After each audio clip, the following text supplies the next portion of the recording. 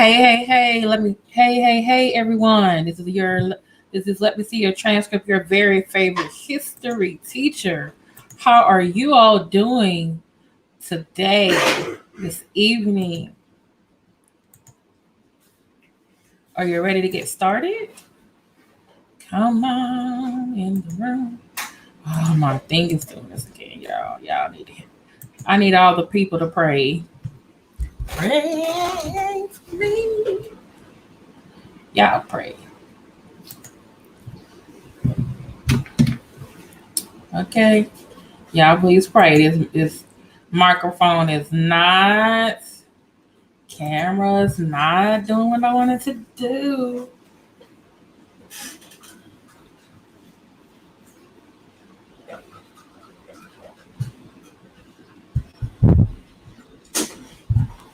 Come on in the room. Come on. I'm so fuzzy.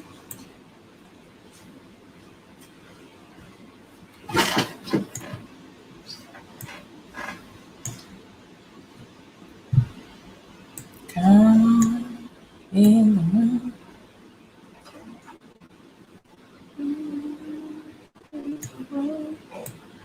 Jesus is my authority. He writes down all my scriptures. He gives me all my. Hey, how y'all doing? Come on in the room. Hey, Stephanie Collins, good to see you. Come on. How you feeling? Hey, Angela Smith. Come on in the room, y'all. It says it's 80 of you in the chat. Come on, y'all. Hey, LEB. The Raging Cajun. How you doing today? It's Black Music Month, and it's also Pride Month, y'all. Come on in here, y'all. Let me see. Where is everybody? I'm sorry about that. Hey, I'm so sorry about that, Stephanie. But I hope my I hope this will make you feel better.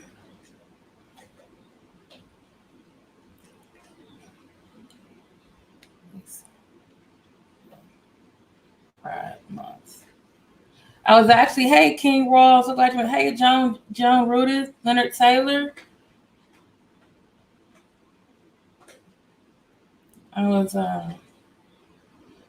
supposed to actually start this June the 1st, but I was like, hey, let me do 8 in one night, and then every day I can just do one person.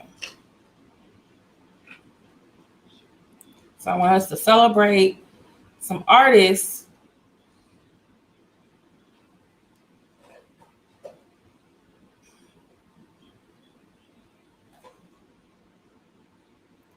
who have contributed. Hey, Hello Mello, who have contributed to the soundtrack of our lives. I don't know about you guys, but it's definitely the soundtrack of my life. Come on. Please like, share, subscribe. If you got a friend, please text them. Please forward this to them. Say, hey, you don't want to miss this. You don't want to miss this. Also, I will be putting in a link to the after party, which will be on my new station called Stationhead. And I found out you don't necessarily have to download the Stationhead app. You can also click on the link and you can watch it or listen from your browser. So I'm going to put that in the chat as well. Okay.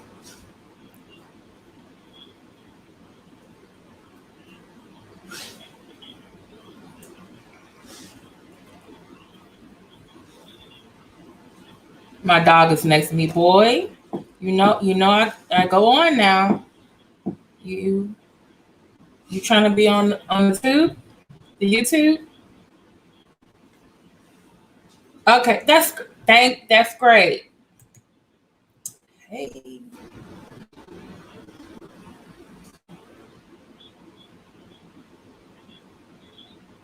Come on, come on, come on, come on.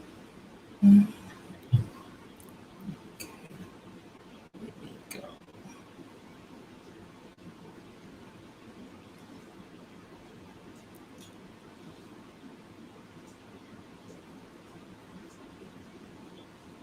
Okay, I put that in my um, let's see. I'm trying to find the groups that I'm in who would be interested.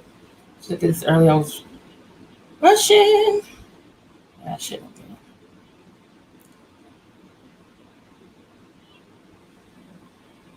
Okay.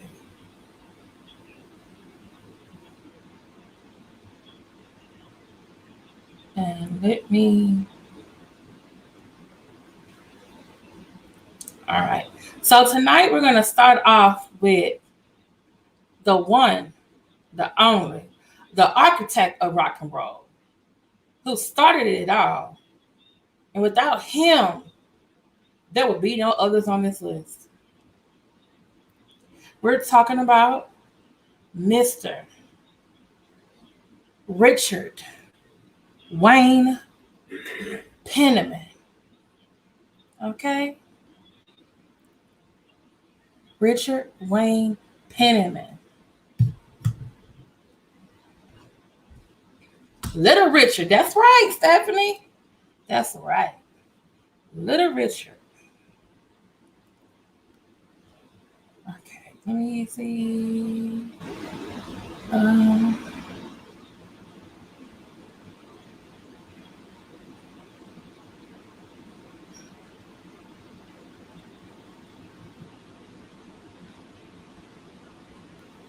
okay.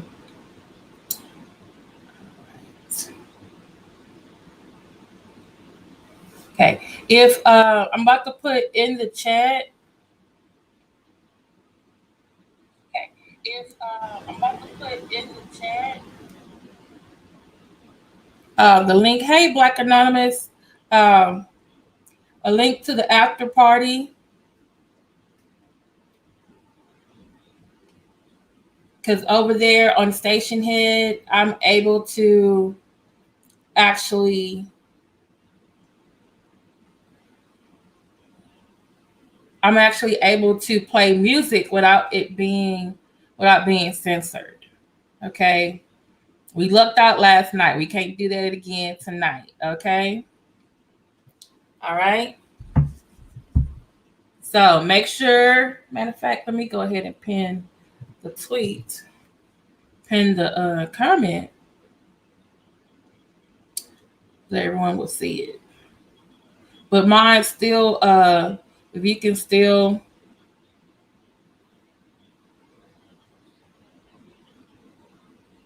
if you can still,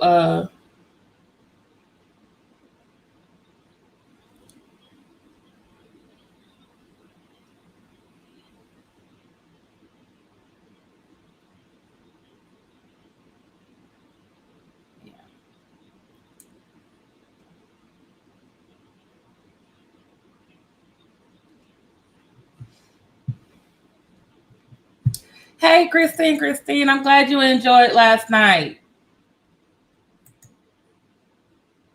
Hey, everybody. I'm glad you enjoyed last night, Christine. Hey, Miss NW50. Okay, I put in the chat, this is the link to the after party. I thought you would have to download the Stationhead app, but you don't, unless you just want to. This is the link that you can put in your browser. And so after the show, we're gonna play these artists' music. And one thing about shout out to my friend Nikki Proctor Walden, because she's the one that told me this. She said on Stationhead, you can play the artist's music and you won't get flagged for it. And so it is what it is it's linked to Apple Music or Spotify. And so those are streaming apps. And so since I'm technically streaming their music from Spotify, Apple Music, the artists are actually getting paid when I play them on Stationhead. Okay. And they have a thing, instead of super chats, they have coins. Each coin is 1 cent. So you can like tip the DJ. Okay.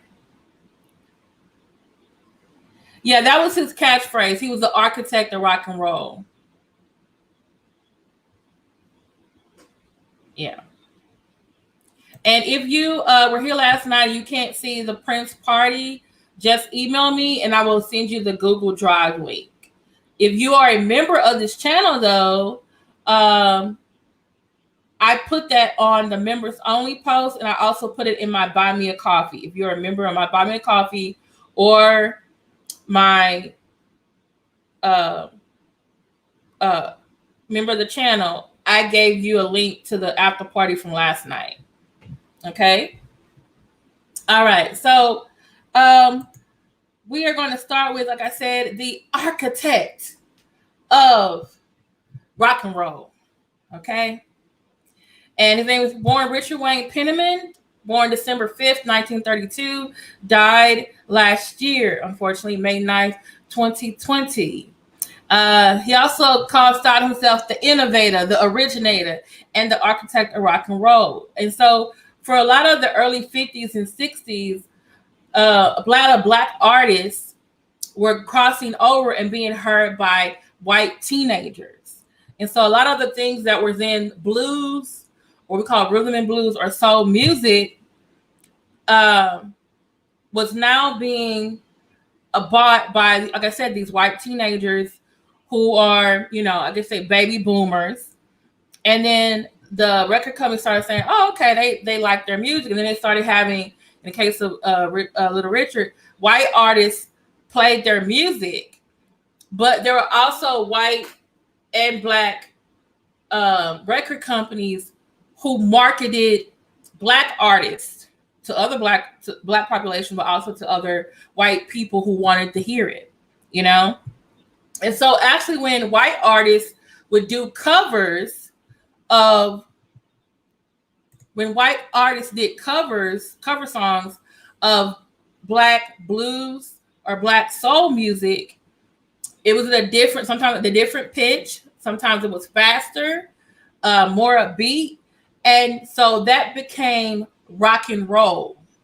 It was like blues had a baby and they called it rock and roll. I had a really interesting book that I actually had to have my students read for the history of 1802 class, but I love the book.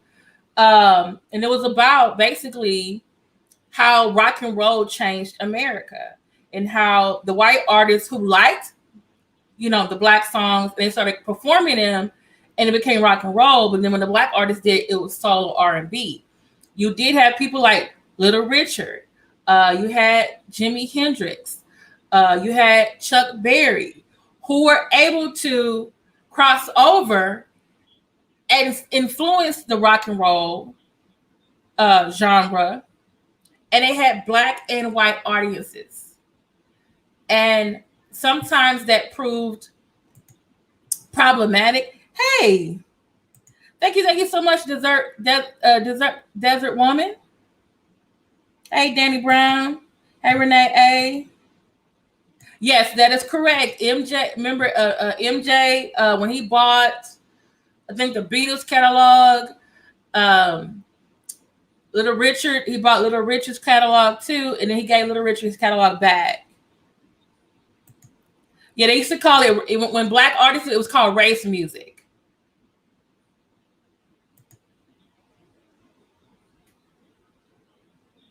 Yes, it was. The first officially recognized, I was about to say that, Tina Turner, Ike Turner, the first official rock and roll played on the radio, or called record, was by Rocket 88 by Ike Turner. So you had Ike Turner, you had Chuck Berry, you had Little Richard, and then what ended up happening, Pat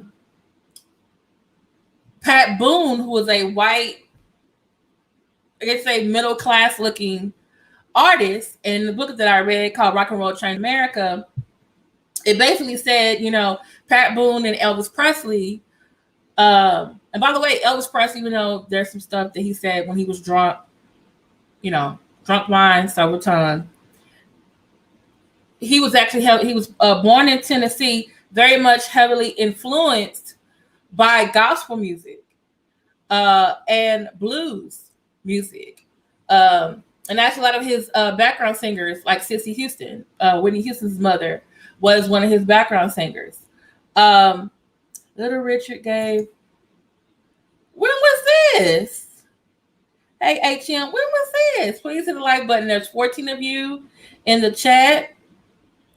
Please, please, please come on in.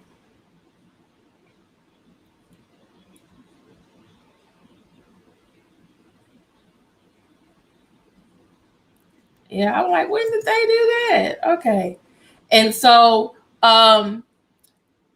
because it was called, like I said, race music, because the white teenagers were consuming this new rock and roll by Black artists or race music, they were like, oh, we need to stop this. This is against conservative values. So what you had then record companies being influenced to find middle of the road, conservative looking boy next door, girls next door artists to cover the songs or to just sing a different song.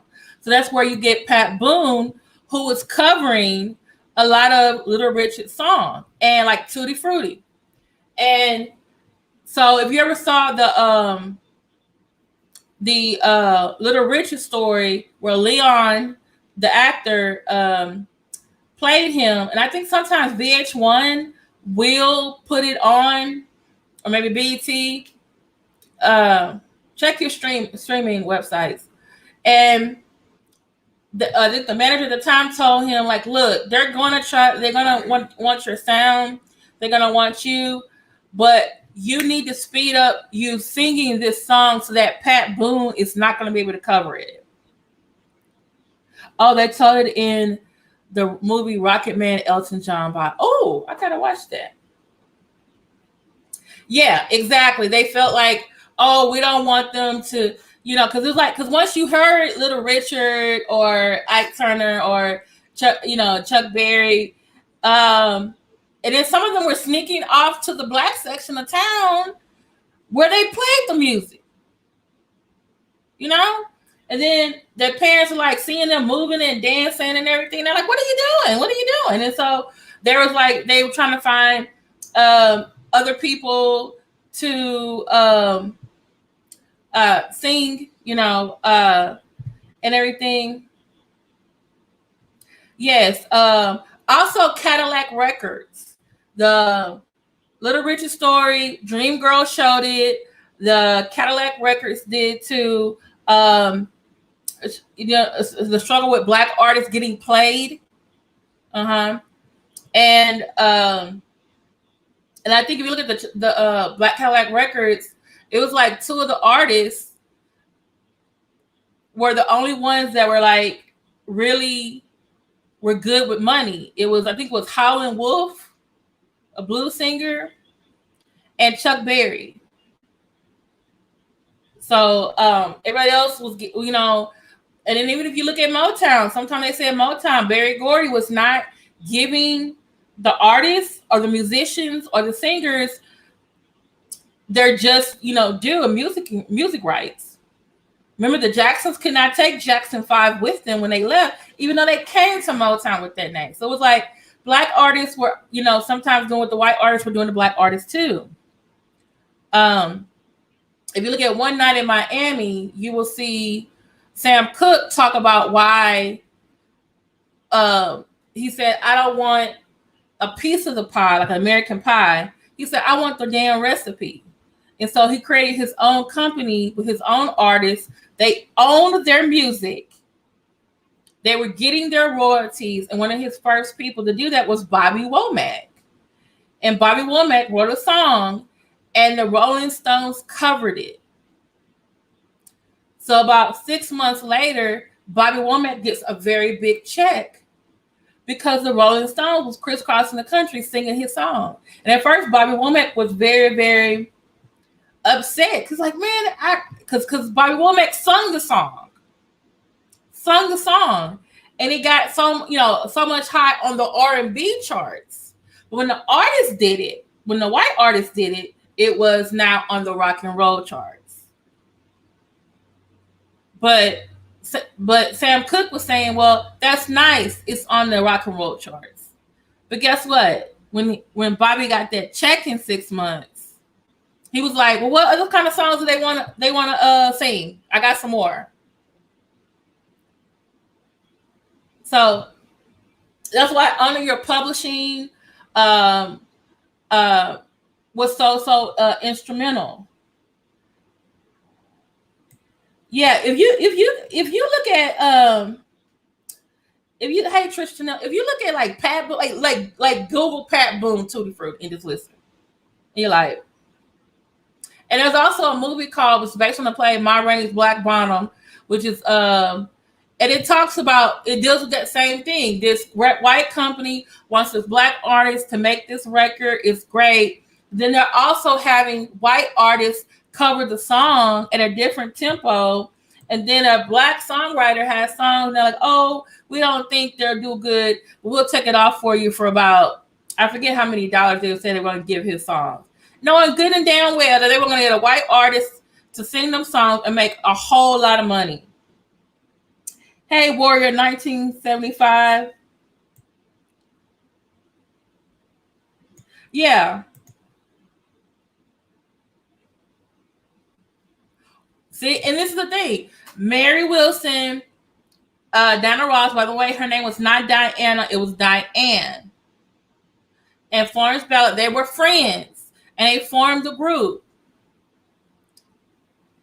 And actually, when Florence got kicked out, it was because actually Florence had the best voice. But because Berry Gordy was going for an image, and then he was also dating, sleeping with, Diana Ross, she was put as the lead singer. And so when that began to happen, Florence Ballard got depressed and she started drinking.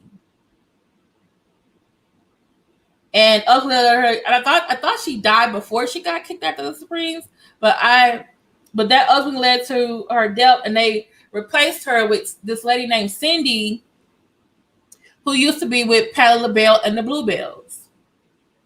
And Patti LaBelle said, I wished her success. This is an opportunity for her to go sing with the Supremes.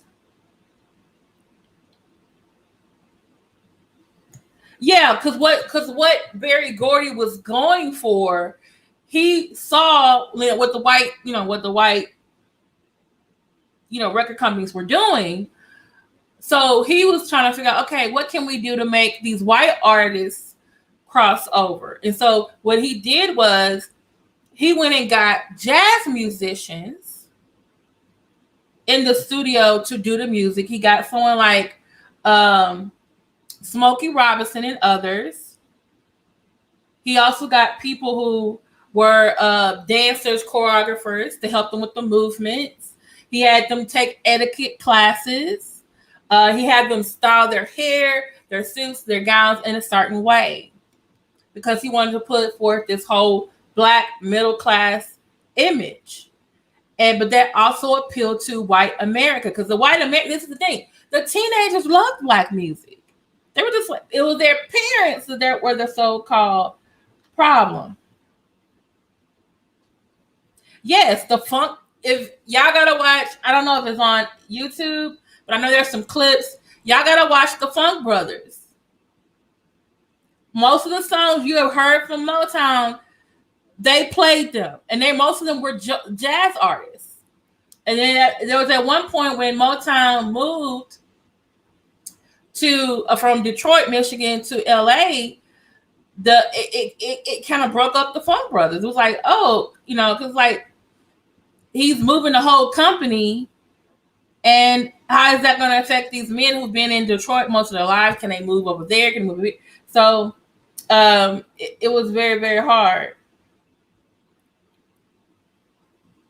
Yeah, it was good business at the time, because it made black artists have more exposure. And then you also had the Philadelphia sound. You also had, like I said, Cadillac Records.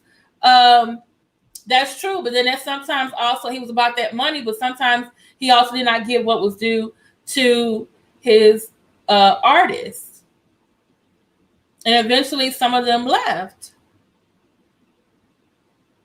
Yeah, some of their parents did too, but you know the ones, especially when you get to the counter rights movement, which is the beginning of the conservative movement from like 1968 to the the 80s. They wanted their kids to have to be listening to somebody else.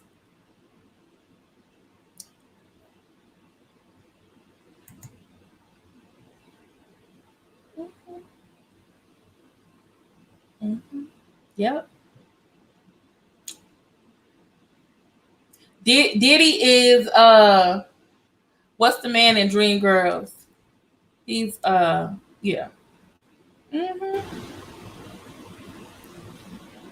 And also at the time, he's also they're also the rock and roll, the black music artists, secular, are also dealing with the black gospel artists, because like the black gospel artists, they're also making headway. I think it was Aretha Franklin's father, and then later I think James Cleveland, the Caravans, and then you had Oh Happy Day came out, which was a really old song, but the arrangement was heavily influenced by R&B, and it was getting played on secular stations. That rocked gospel music. It's like, wait a minute, is this really gospel? Even Ray Charles was criticized for that too. One of his songs, they felt like it was very, it was what you call it, sacrilegious, playing with God. Yes. Because if you go back to jazz, the black jazz artists, yeah, because when New Orleans jazz, Chicago jazz, R&B, blues, yeah, and then you get to the 1920s, and then you get the white artist singing it. It becomes big, bad, and swing. Yeah, you're certainly right. So, but we got on this subject. We only one person. Okay, so and also I'm gonna say, so a lot of people didn't know. You go watch the Little Richard's story. Little Richard was raised in the church, and he played the piano, but he was also very effeminate, and so that put him at odds with his father. And then and also a lot of his songs were very racy, very racy. And they had to like rewrite them for the radio because of the FCC. Yes. So true. I grew up on Sam Cooke and the Soul Stirrers. Hold on. And his first second recording, he went under the name Dale Cook. Oh wow. And see, when he crossed over to secular music, it was like, oh, you're going out into the world. And people like him, also Little Richard, and even hey Carolyn Dukes, they were seen as, oh, you're turning your back on the church, singing that devil's music. And even Prince, you can see it in him. With their spirituality, how they were raised, being in the church, and what music they wanted to put out, sometimes be very contradictory. Like I said, Little Richard, Tutti Frutti, oh Rudy, Tutti Frutti, Wop Babaloo Bop Bamboo. The original lyrics was Tutti Frutti, oh booty, oh big booty.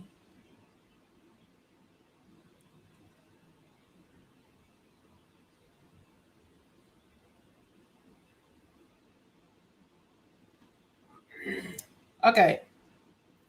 Let me go find the original. Yeah, it was Tutti Frutti, good booty.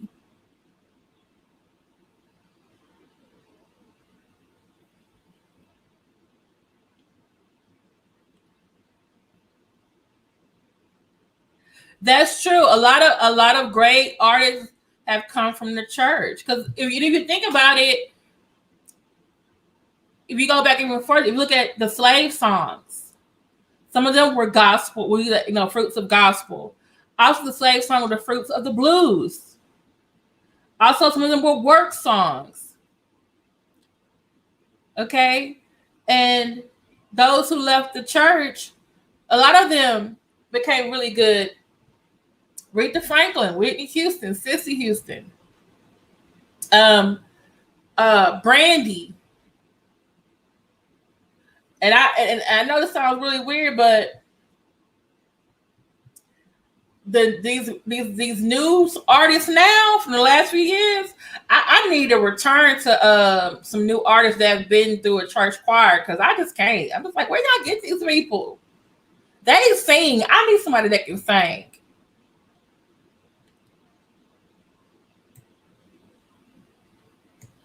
Oh, I gotta go listen to that. I really gotta listen to Sanctified Lady.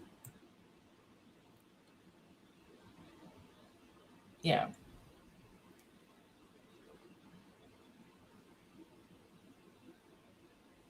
Oh wait, they said the original lyric was Tutti Frutti referred to a homosexual man.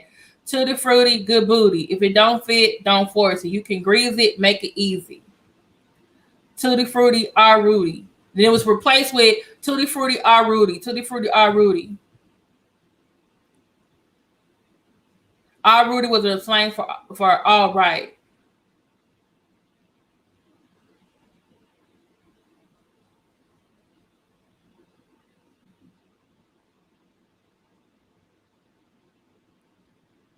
Yeah, and he also wore a lot of makeup. He had a colorism issue.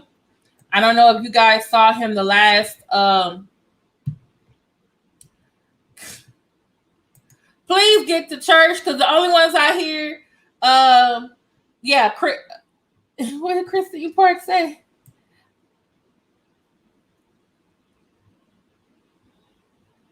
Yeah, so yeah, they need to get to church.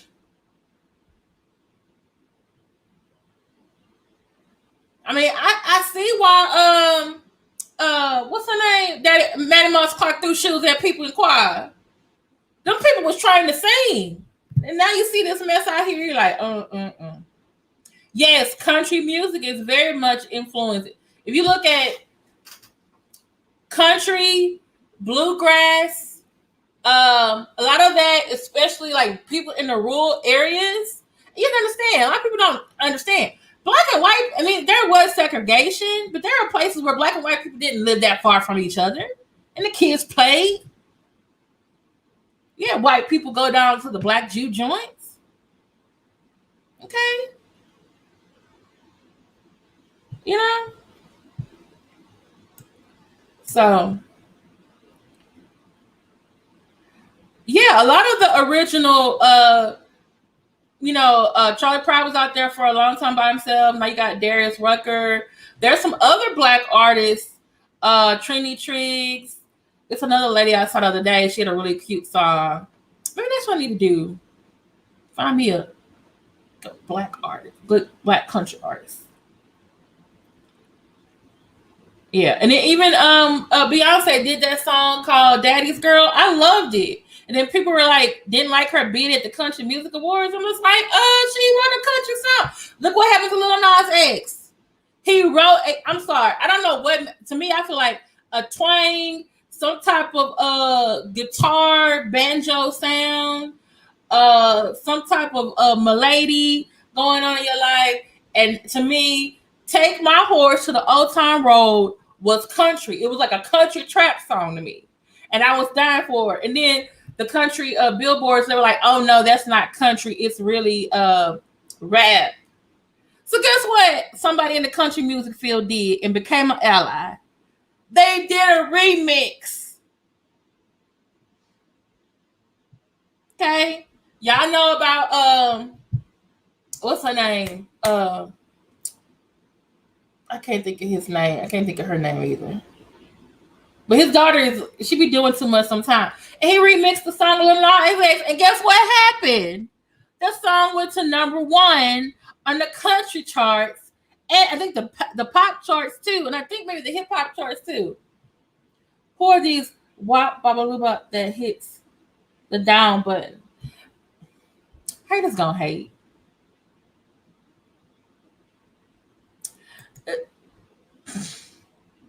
If we gonna be honest, yeah. Mm-hmm. Okay. Thank you, Billy Ray Cyrus. Thank you. When did the song with Little Song? Even Billy Ray Cyrus like that song is country.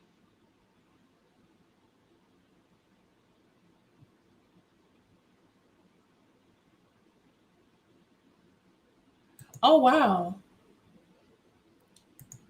My daddy's family went to her both from Gadsden, Alabama, only 3 months apart in age. Girl, check your ancestry DNA. I really want them to do a Charlie Pride biography. You know who I think who could pull off Charlie Pride? Wayne Brady. I can see Wayne Brady as Charlie Pride. Mm-hmm. And a lot of places that Charlie Pride, they heard him on the radio and loved him. They got a little shock when they saw him. And so it was like, oh. They started singing. It was like, oh, okay. He came to the BET Awards. They went to, I think, the AMA Awards and the Country Music Awards. That's what you call allyship, people. Yes. Correct. Banjos, guitars, string instruments are from West Africa.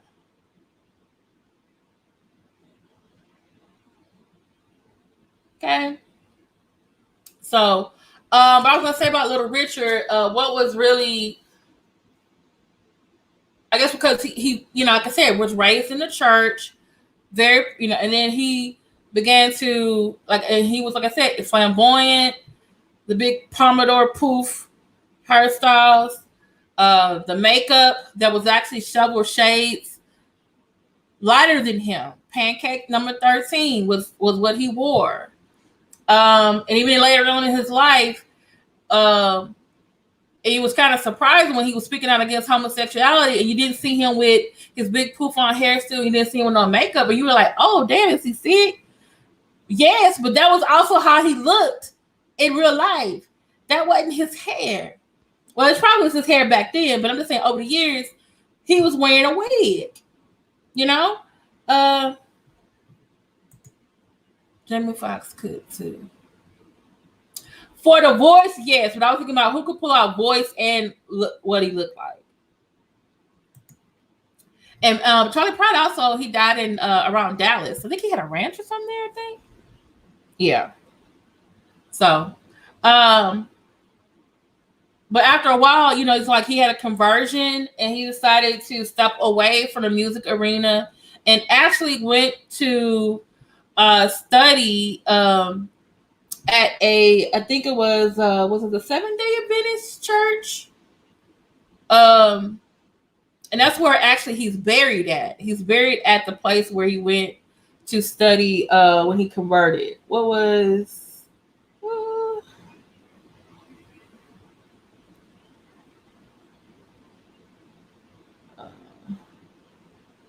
can't find it. Oh. We watched when he converted. He actually I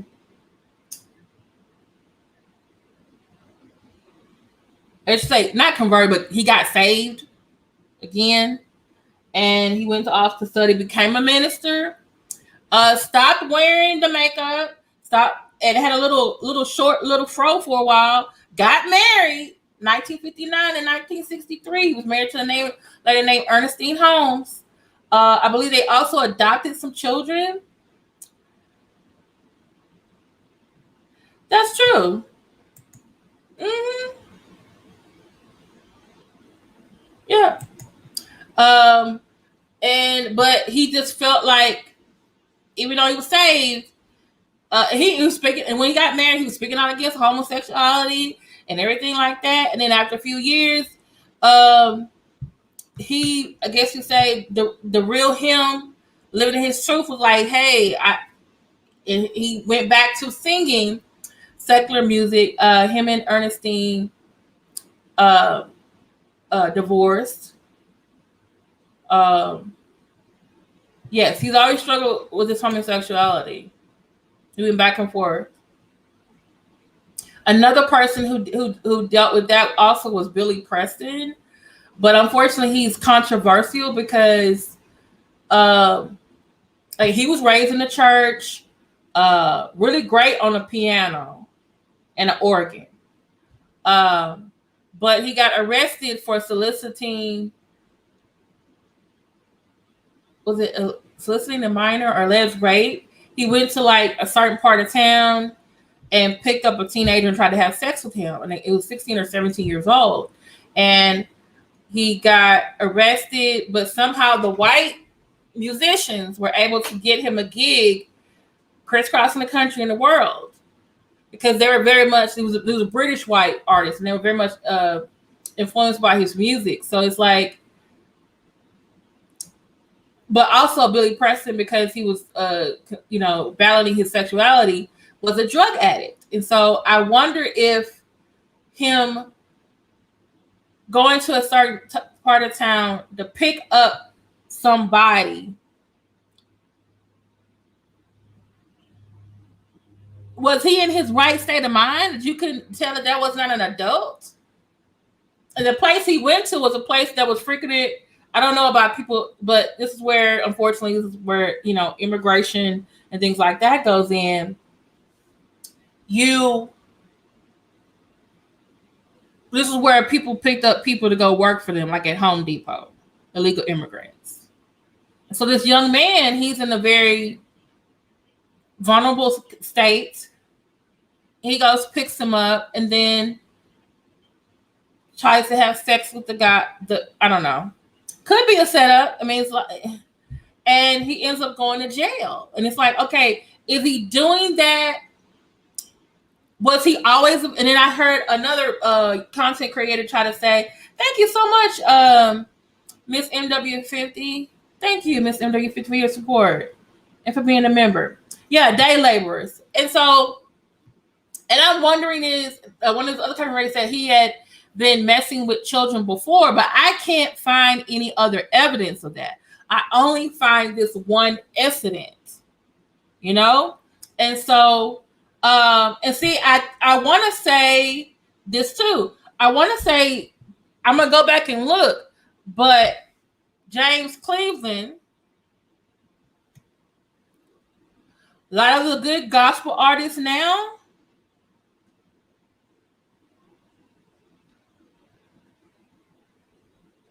were,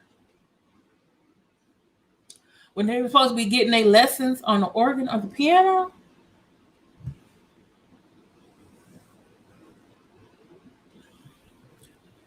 allegedly molested them. And that's a whole other conversation we can have about that. I mean, like, I don't want to say their name, but you just look at some of, I'm just going to say this. Look at some of the big name gospel artists with long longevity who are men, and just look at them or hear them talk.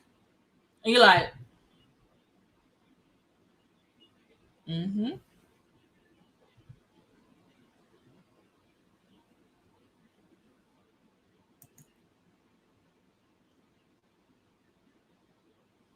I'm just saying. I even heard some of the lesbians were doing it with the other lesbians or with the girls. I'm just saying. Same folks they were doing secular stuff too. Okay. And it's a lot of people. I first heard about James Cleveland not being a molester, but just being gay. I think a few years after he died, and they were like, "Oh, this man came out and said that he was the lover of James Cleveland." And then people were like, "Oh, you shouldn't be talking about people like that, touch not mine anointed or whatever." And by the way, James Cleveland was one of the first kind of like crossover gospel artists. He figured out the way to promote his records and his sermons. Wait a minute. The police did, according to Penn, these cases on gay men. They infiltrated cruise spots. Oh, so they probably did plant evidence on him. See, because I can't find any other instance of Billy Preston touching anybody. Only that instance. And I'm just like, and part of me is like, is it because he's homosexual? I don't want to say, oh, homosexuals prey on young boys, but I'm just saying, did in this case he do it because he was high? Or he was doing drugs at the time? You know what I'm saying? Yeah, Richard Pryor I learned recently. Just but that I mean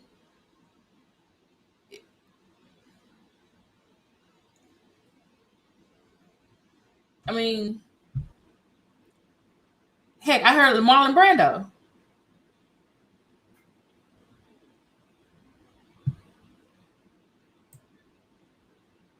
And then sometimes I think we need to, maybe it's another discussion for another day.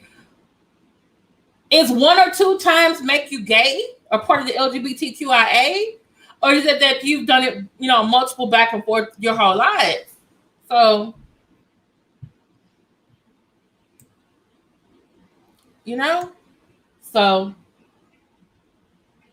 but we only been on 46 minutes, but I still never got to the other 7.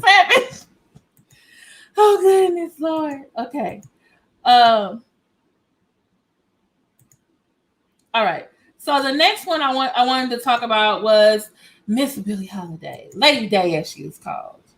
He was bisexual. Okay, but is he truly bisexual, or is he just 2 times? I don't know. I guess it could be up for debate. Now, Lady Day, a lot of people have said, oh, she was a lesbian, but she also had relationships and had sex with men. So I think we might want to put her on the bisexual spectrum. Now, one thing about her that I think if you have not seen Andra Day as Billie Holiday, please go to Hulu and watch the movie, The United States versus Billie Holiday. Andra Day, who's a singer, she gave a really stunning performance. She was nominated for an Oscar. She did not win the Oscar for... did she win the Oscar for the song? Or was it somebody else? But she did not win. She did not win for the actress. It went to someone else. Richard was pretty open sexually. I just heard Richard Pryor tried to have no problems with people with his teenage son, but I'm gonna leave it. He did. We might not want to say sleeping. We might want to say actually molesting. But since Richard ain't here no more, Paul ain't here no more. But I think Richard Pryor's son, I think last year, before last, I don't know, I need to go look it up, did imply that his virginity was taken by Paul Mooney.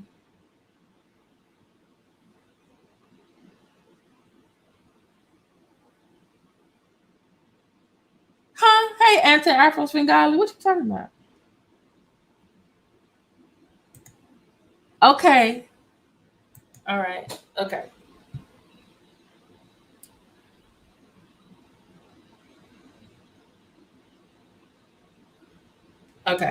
Okay. So I'm gonna read. Billie Holiday was really, her real name was Eleanor Fagan. She was born April 7, 1915. She died July 17th. Okay, it was molestation. It wasn't just like, oh, I just had. Okay, see, I want to have you killed too. But then again, the thing about it is, Paul Mooney was his comedic writing partner. So it's like, damn, the people that you like, they did some. Oh, okay, all right, I understand. Thank you for coming. So,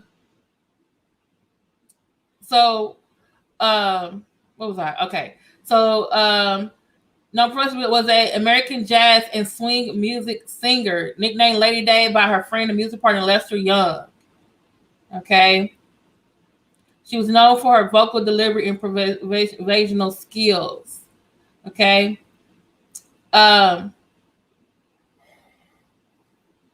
They said, however, Lady Day was, I would say, bisexual. She had male and female partners. one of her partners was called Hedy. I don't want to say Hedy LeMarr, and Hedy LeMarr really wanted, really wanted Lady Day to commit, like in a relationship, like, hey, we gonna be doing this forever. And so Lady Day Billie Holiday actually broke her heart. And Billie Holiday, because remember, she was a heroin addict. And sometimes she would be on stage high or trying to go get a fix. She ended up getting arrested.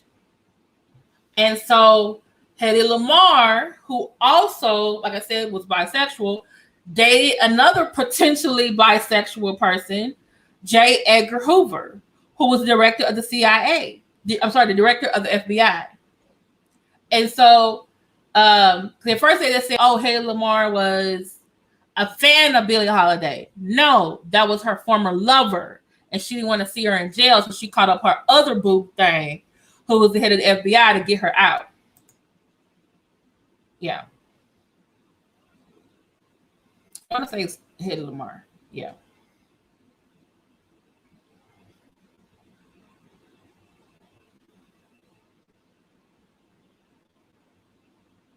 Anything I need to add from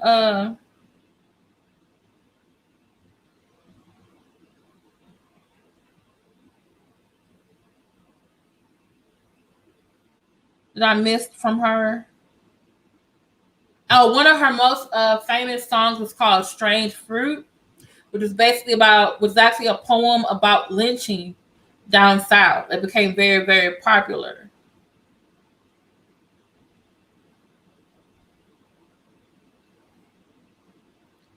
And she said the reason why the song would resonate with her is because her own father, Clarence Holiday, denied medical treatment for a fatal lung disorder because of racial prejudice, and that singing Strange Fruit reminded her of the incident.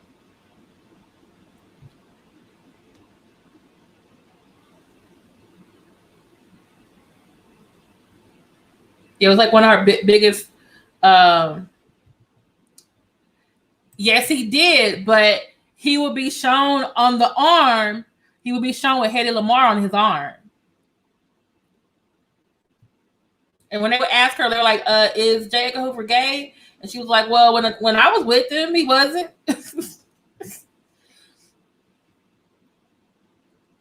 Oh, she had a little pit bull, or is it a boxer named Mister?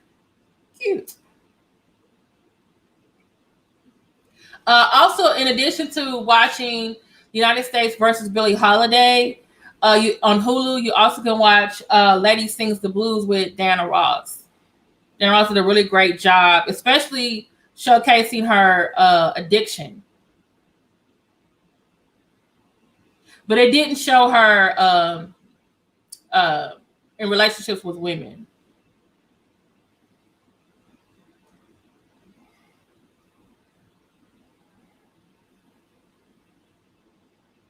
Yeah. She got inducted to the Grammy Hall of Fame in 2010. Yeah. So y'all definitely need to go and yes, y'all need to. Okay, I give this to my students to watch as one of their movies to watch for History 1302. Y'all just need to watch J. Edgar.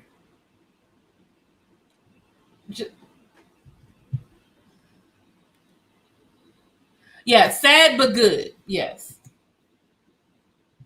Sad but good. All right, who is next on our list? Because we can keep on going. Now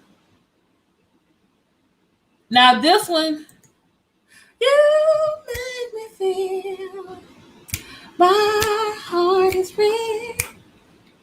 You make me feel. Okay, y'all.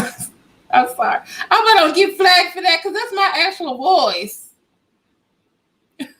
And not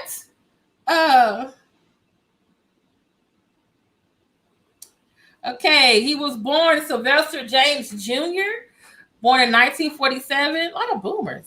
To December 16, 1988. but he's known professionally by his first name, Sylvester. He was a singer-songwriter, very much in the disco, rhythm and blues, and rhythm and blues and soul. He was known for his flamboyant and androgynous appearance, falsetto singing voice, and hit disco. Okay, he was born in Watts. He's buried in Inglewood Cemetery. Unfortunately, he died of AIDS-related complications. Okay. Again, Sylvester grew up in the Pentecostal church, singing in the gospel choir. They disapproved of his homosexuality, and then started found some friends amongst, we would say, black, I guess we say drag queens now, but black cross-dressing and transgender women who call themselves the discotheques. Okay. So he started out, I guess you'd say, in the drag sector, and then he influenced by Billie Holiday and Josephine Baker. And he started fronting a band a drag troupe called the Cockettes.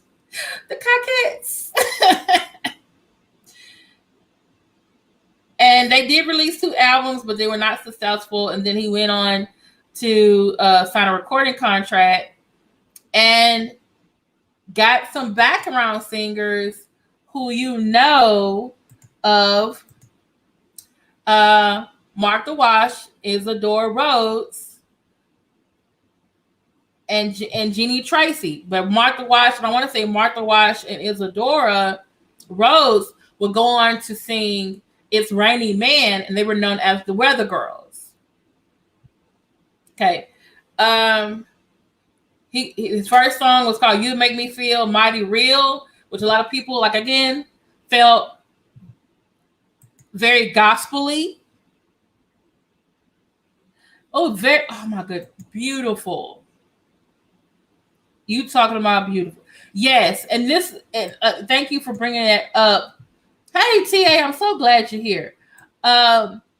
What people don't know is that when there began this campaign that disco was dead, that hurt a lot of black artists because they were literally the front runners in making disco music. And if you notice, like, think about live band, multiple instruments.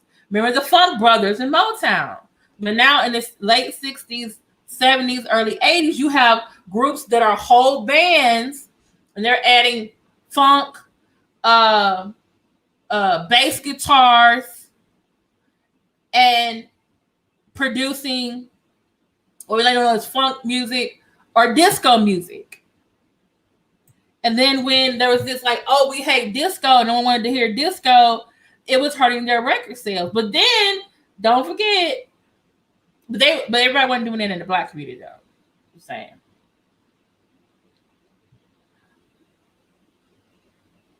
Yes. See? Remember I said again about the counter rights. White artists singing the black songs. Some of the white conservatives don't like that, so they try to do a different campaign. Same thing. He has another song called Dance. He has another song called Do You Want a Funk? I think I heard that song. Do you want a funk, baby? Is that it?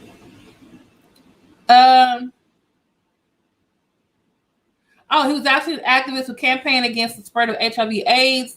He died from complications arising from the virus in 1988, leaving all future royalties from his work to San Francisco-based. Oh, that is so sweet. Left all of his, because he didn't have, it's right, because he didn't have any children, but he left all his royalties to the HIV/AIDS charities. That's so sweet. That's so sweet. I'm not gonna cry. I'm not. I'm not gonna do it, y'all.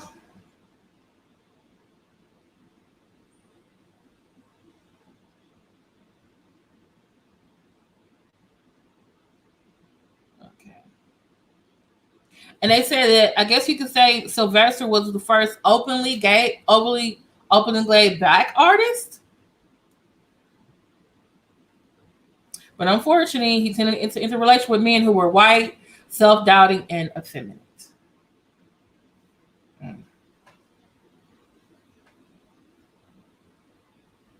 The song "Can't Forget the Love" to his letter.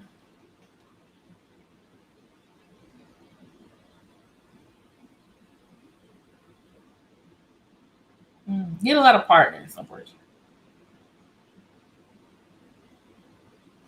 His last partner died a year before him.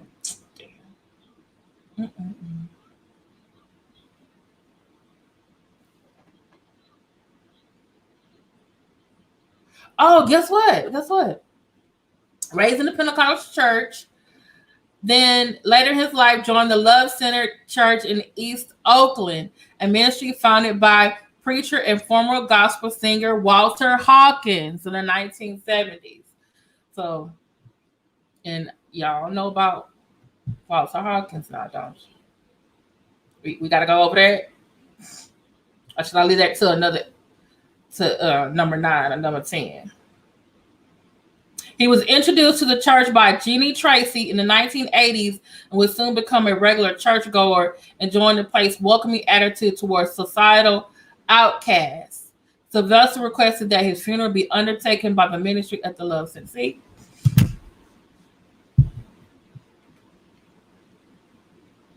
Oh, really? Oh, man. Man, when this pandemic get stop, I'm going to musicals. I'm going somewhere. I'm going to see that. Oh, Lord. I'm sorry. His nickname was the Queen of Disco. Oh, Lord. That was just not...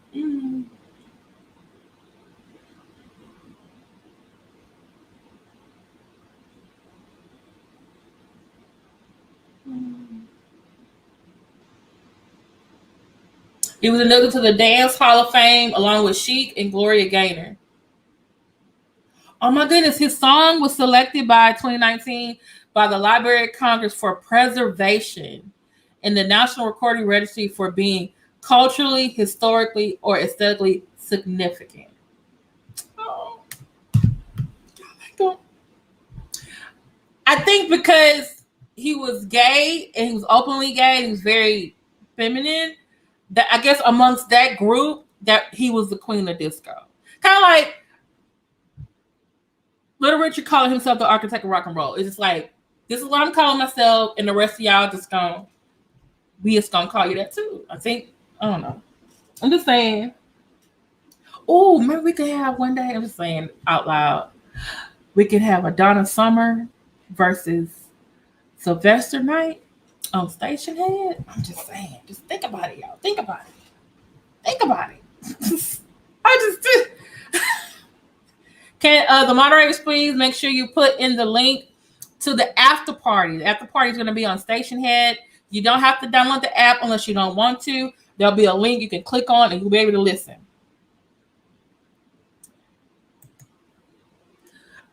It can bring a black club down too. You make me feel mighty real. Let me stop. Let me flag me. Hey, Miss NW50, did you leave and come back? Okay. All right, so let's get to our I'm gonna not say I want to skip Prince, but I'm gonna skip and I'm gonna move to Jermaine Stewart. Okay. Jermaine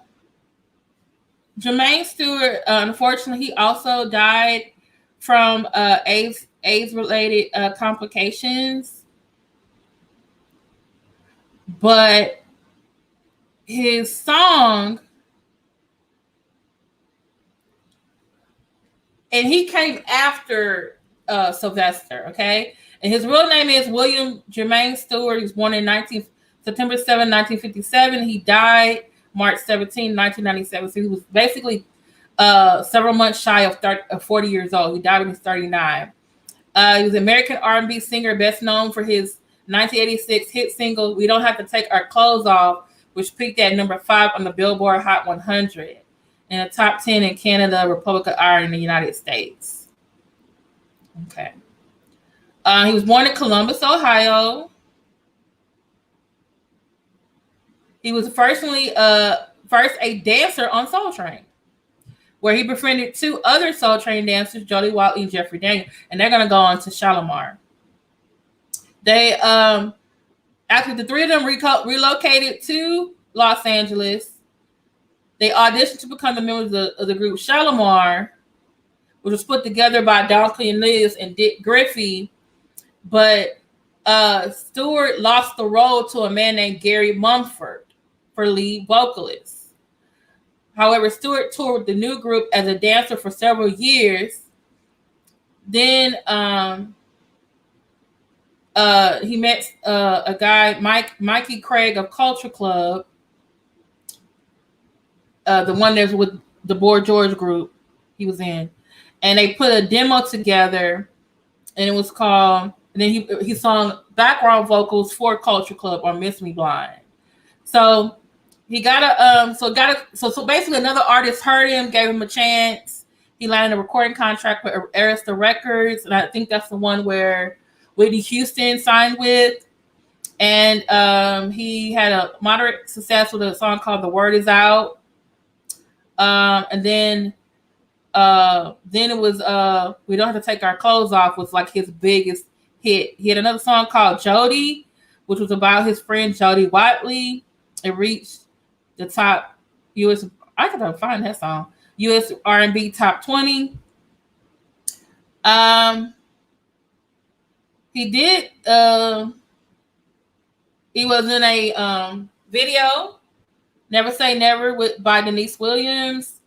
His third album, his producer was Andre Simone, who was a childhood friend of Prince. He went on tour, Say It Again. I'm sorry, I feel so bad. I don't know these other songs. Get Lucky, Don't Talk Dirty to Me, Is It Really Love? Don't Talk Dirty to Me, one of the top songs in 1988. He had a song that appeared in, it's called Hot and Cold, that appeared in a movie called Weekend at Bernie's. He got with some other producers and produced some of the songs into the 90s, but he has one album that wasn't released until 2018 after he died. The 2007 song Close Off sampled him, and they released his, I guess you'd say, greatest hits. And then, you know, that the Cadbury Candy Company, they sampled his song too for their commercial, We Don't Have to Take Our Clothes Off. So he has some other hits. I'm going to have to go on Spotify and look up some more. He died of age-related liver cancer. His burial site was left without a tombstone in regret for over 17 years.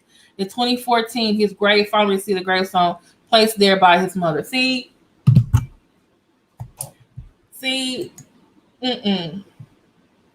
Yeah, Gary Mumford became, this is the thing. Gary Mumford was before Howard Hewitt. If you go and listen to the first Shalimar song, it was called Uptown Funk or something like that. Not Uptown Funk. It was called Uptown. It was like a collection of different songs. And then they, like, I guess you say, redid Shalimar. And then Gary Mumford left, and then they brought in Howard Hewitt and then brought in Jody Watley and Jeffrey Daniels. Because actually the three of them, there were other Shalimar people before these three. That's a whole nother story. We could get into that. You see why they unsung. Because they were background singers, and Cornelius and the Griffey guy, they're like, oh, we need some, because he kept seeing all these young people, and then like they were singing and something. He's like, oh, okay, let's get them together in the studio, and they sung a song, but they never really went out to perform the song. And then later on, it was like, okay, and so Jody was a dancer. Jody and Jeffrey were dancers in for Soul Train, and then they got the gig, and then eventually they got Howard Hewitt to be the lead singer. Yeah. Man, if Jermaine Stewart would have had to been the lead singer, I wonder would he still be alive and LeMarr would still be together today. Because you know it's two LeMarrs. We can get into that another time. Let me get going. We can get going. All right. This is Tracy Chapman. Living in a fast car. Oh, I'm sorry. I love that. Okay. And Tracy Chapman's skin is just like, okay. So Tracy Chapman was born March the 30th, 1964. She is known for her hits Fast Car and Give Me One Reason, along with Talking About a Revolution, Crossroads, and Baby Can I Hold You. She's a 4-time Grammy Award. I didn't care for Jermaine. Oh, okay. Yeah, he's still a beautiful person. She's a 4-time Grammy Award winning artist. She signed to Elektra. Let's see. Oh, born in Cleveland, Ohio. Her parents divorced when she was 4. She was raised by her mother. Her mother bought her a ukulele when she was 3. It's a little guitar. And she started playing guitar and writing songs at age 8. Dang.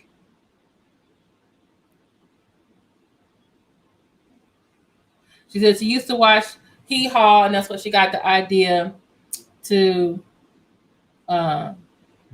write. Unfortunately, she was frequently bullied and racially motivated assault as a child. Oh, who beat up on Tracy? She was raised a Baptist, attended Episcopal High School. Oh, she's okay, Tracy Chapman. I see you, sis. Attended Tufts University. Graduated with a degree in anthropology and African studies. What?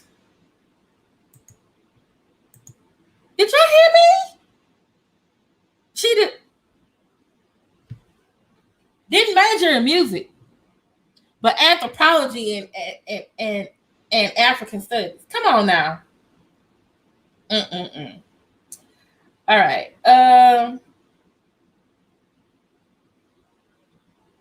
Okay, so she started doing, I guess, opening acts at some theater, Boston Strand Theater.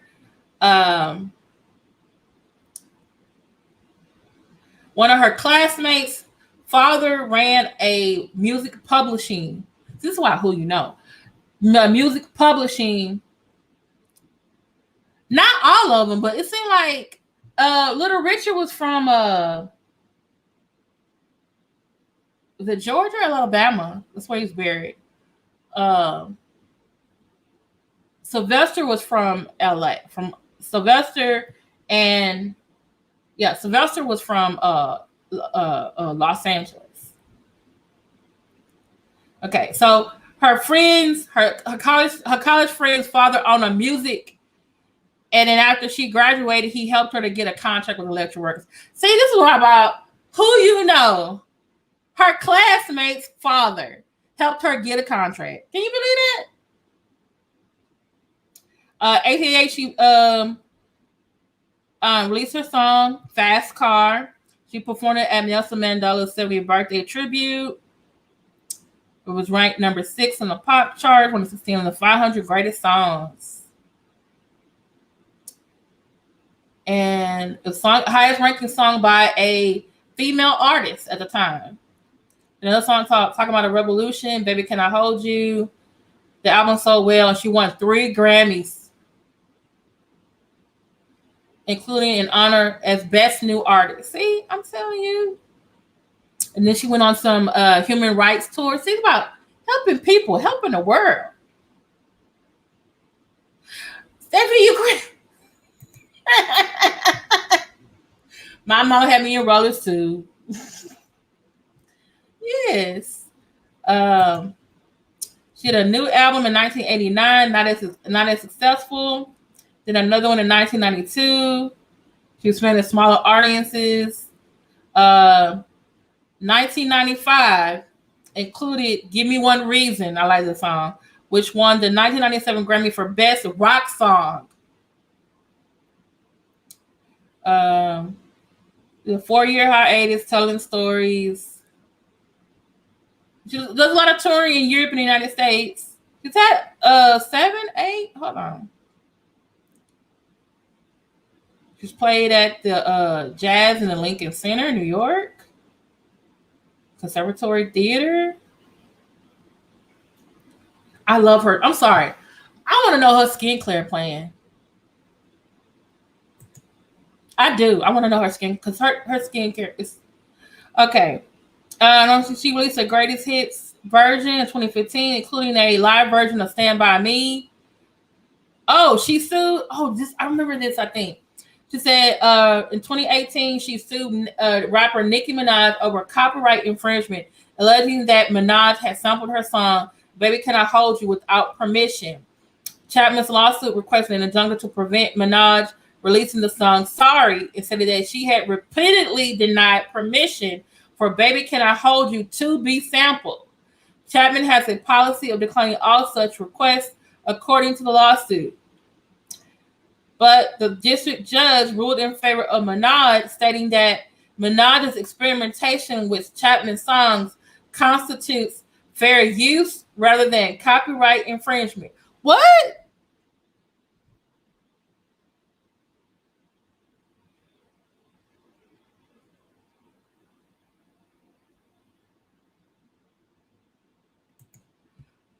How is that fair use?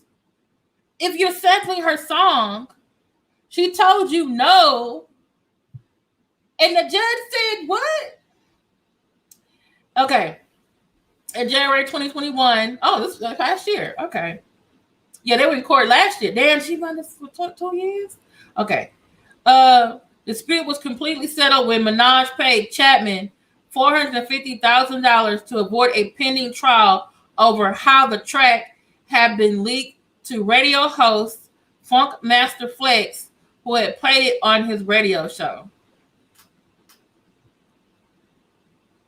So basically, you trying to tell me Nicki Minaj was going to have that on her album, and then Tracy Chapman wasn't going to know until she heard it on the damn radio, but somebody leaked it.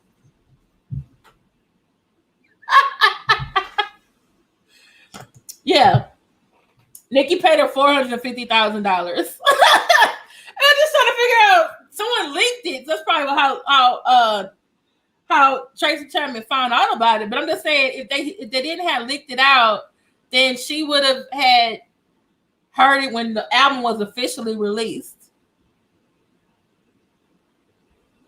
There goes Funk Master Flex again.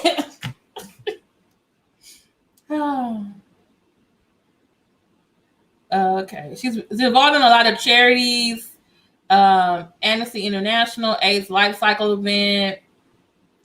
She got an honorary doctorate from St. Xavier University in New York. She performs at charity events such as Make Poverty History, AMFAR, AIDS Life Cycle, and she identifies as a feminist. Okay, I'm gonna tell you about this. Okay, I'm gonna tell you about this little bit of tea that I know about Tracy, right? So. Okay, so Tracy never said that she was gay, but we kind of like knew that she was gay. Kind of like with Robin Roberts, right? So I was like reading like an article about one of my favorite. Well, she's problematic sometimes too. About one of famous the author of The Color Purple book, which is the movie and the play is based on, right? And so Alice Walker actually was married at one time, divorced. Then came into her truth and was a lesbian. I think she dated men too. Her and Tracy Chapman was couple. Y'all talk amongst yourselves about that.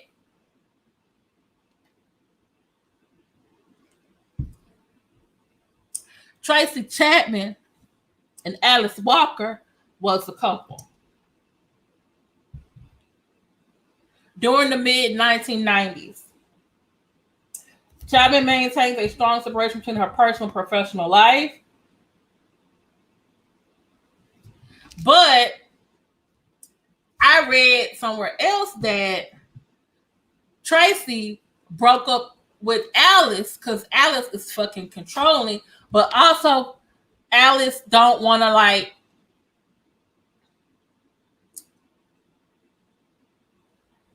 She I guess she don't want to. I mean, she wants to be controlling, but then she just don't want to be with you. Like she gets this. I don't know. I gotta find that article, y'all. But when I read that, I was like, Tracy Chapman and Alice Walker. And I'm sorry to say this, Tracy can do better. I'm sorry.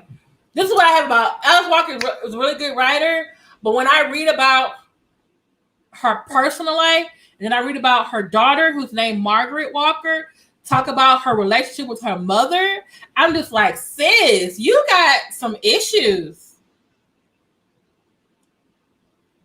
She wrote a whole book about her life and mentioned being pregnant and having her daughter, Alice Walker did, for like, said, oh, I was writing a book and I had a minor inconvenience. The birth of your daughter is a minor inconvenience? And then Margaret, she has a partner, not a husband, but it's still a partner, and had a baby. And do you know Alice Walker still hasn't met her grandchild?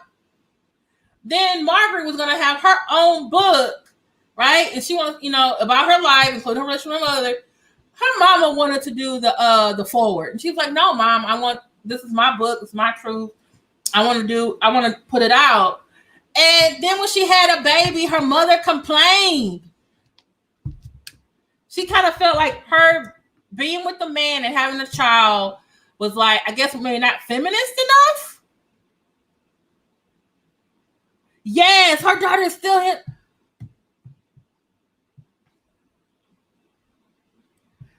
It's true. When I read that, I was like, ooh, Alice Walker. So I could just imagine her with somebody like Tracy.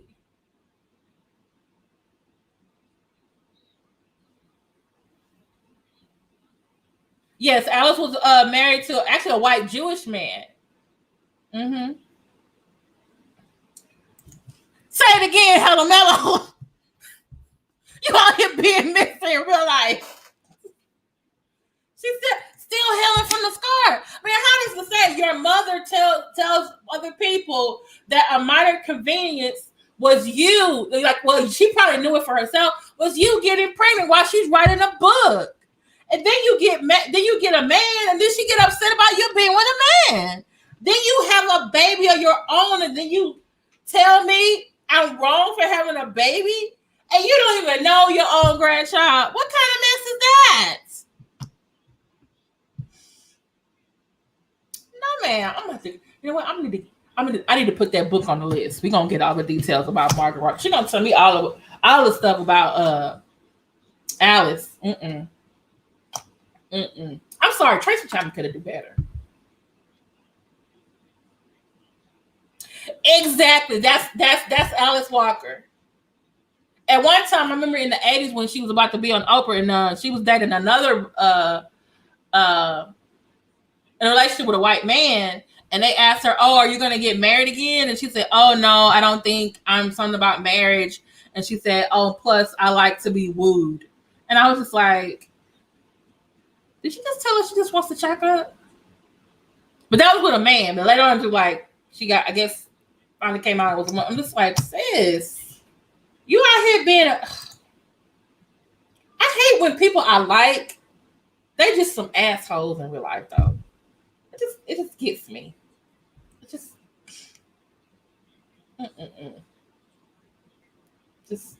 ooh. I pray for Margaret Walker. I do. Because you're dealing with a racial identity from two different cultures. Then you're dealing with a parent that is not emotionally, a mom that's not emotionally there for you, and a dad who's not always physically there for you. Like, girl, I'm praying for you. I don't know. So, all right. So, let's see. 1, 2, 3, 4, 5. Okay. All right. So here we are. You probably know him. His name is Tone. What did he say in his song? They call me Prince, but my name is Tone. He's also known currently as B. Slade. He is an Grammy Award-winning gospel singer, musician, and producer. Okay. And we've mentioned a little bit about him before, especially this past year, with a certain YouTuber dragging him into a conversation about sexuality that was dealing with another gospel artist. Okay. Tone, the singer, let me get, was also a former pastor as well, former minister, and was married to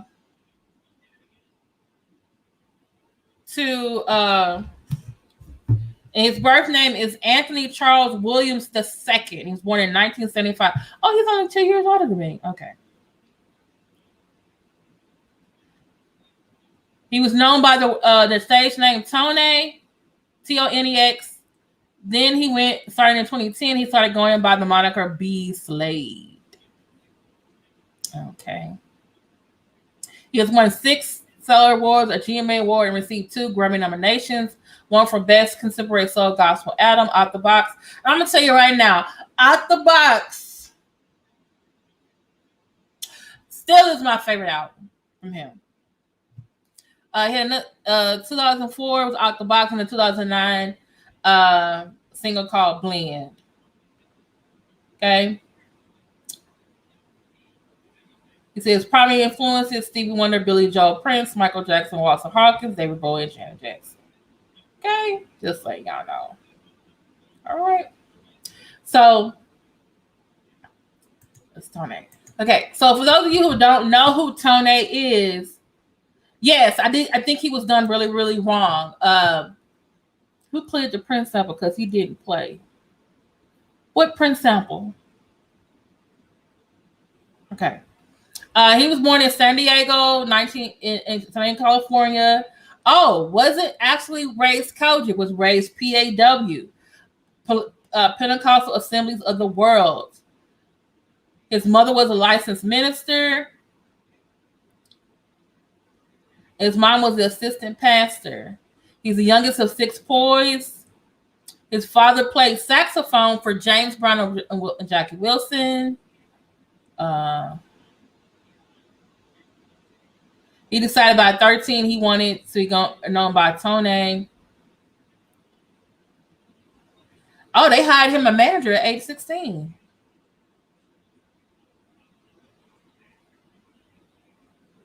So starting in 1996, he has been on the scene.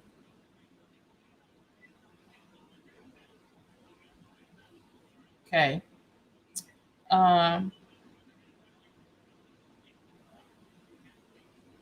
He was with, I guess, Verity Records. Yes, God has not forgot. And I'm telling you right now, I get my life on Work It Out. What's the song called? Is it Work on Me, Lord? Yes. That's my anthem right now. Work on me, Lord. No, that's true. No, it said, my name is Prince. I'm the one and only. But that's not what he said. He was saying at the beginning of his song, he says, they call me Prince, but my name is Tone. He was like, I guess that was his other nickname. And I think Prince in the song says, my name is Prince. I'm the one and only. I want to come to funk around. I'm going to get your daughter. I'm going to leave this time. Yes, God has not forgot.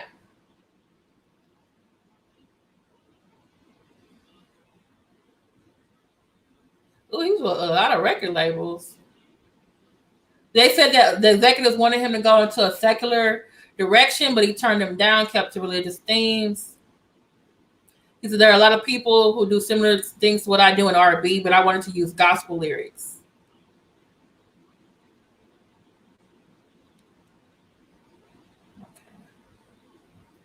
And he started becoming, I guess you say, wider to the wider Christian music artists, like the white artists. Okay. So like 1996, 2002, he's like rising, moving on up, but he's known for the Out the Box that came out in 2004, live double album. And Kirk Franklin was on here. Oh, guess who else was on here as a percussionist? Sheila E. God has not forgot since Jesus came. You know, so Make Me Over. And then around, oh no. Okay, his father died in 2004. And he had to take on the responsibility of becoming the senior pastor of the family's church. He also divorced his wife, Yvette, of 5 years. Wow. That's a lot of stuff you're doing, sir.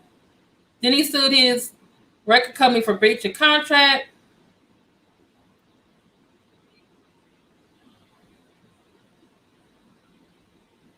Oh, wow.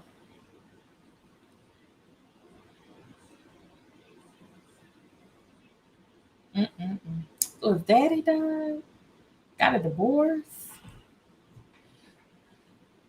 Oh, wow. Didn't know that. But he wasn't, but on that, he wasn't singing it. He wasn't singing it.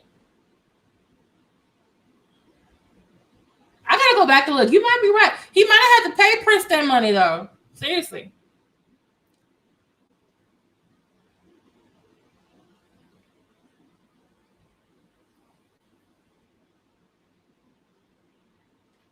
Yeah.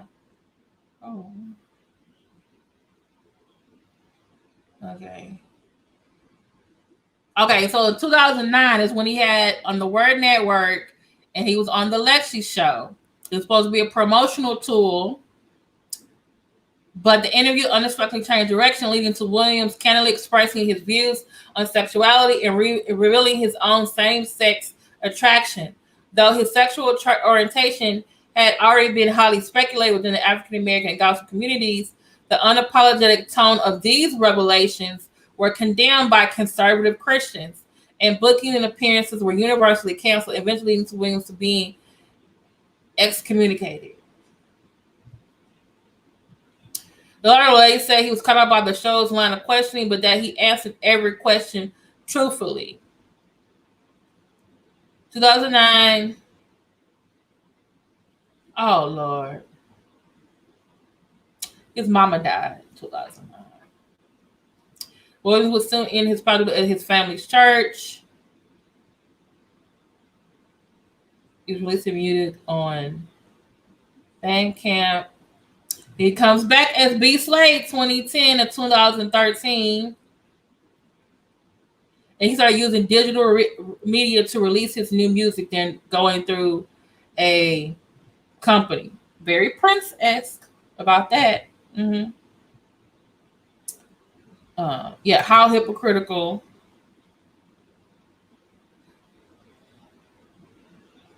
Oh, he did tributes to Michael and Janet Jackson. Oh, he did a tribute to Sylvester. Oh, I gotta go find that, y'all. We gotta go find it. Oh, he was in a musical called The Who's Tommy.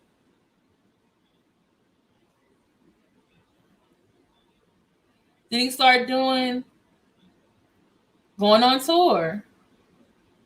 He got nominated at Out Music Awards, LGBTQ awards. 2014 to the present, he began a research from the artist as a viable mainstream producer and songwriter, placing songs on albums from Sheila E. and Faith Evans, Angie Fisher. Oh, I gotta go look at this. He also co-wrote several songs on Elijah Blake's debut album, I Just Wanna, Shadows and Diamonds, Unhappy from Jordan Sparks. See? Come on, sir. Yes. We're going to rejuvenate. Thank you for bringing that out. And produced comeback singles for Tisha Campbell Martin and Shaka Khan. Oh, and then I this is why also I was in love with B. Slade. He was on Snoop Dogg's gospel album 2016. I'm saying right now, y'all need to get that Snoop Dogg gospel album. Y'all need to stream that. You're gonna get a word on there. That's true. She probably was the one that got him cleared for that. But yeah. So, but yeah, I was just, oh Lord. Okay. But yeah, I didn't like how he was treated by the church. I still, like, I'm telling you right now, work on me, Lord. Love it.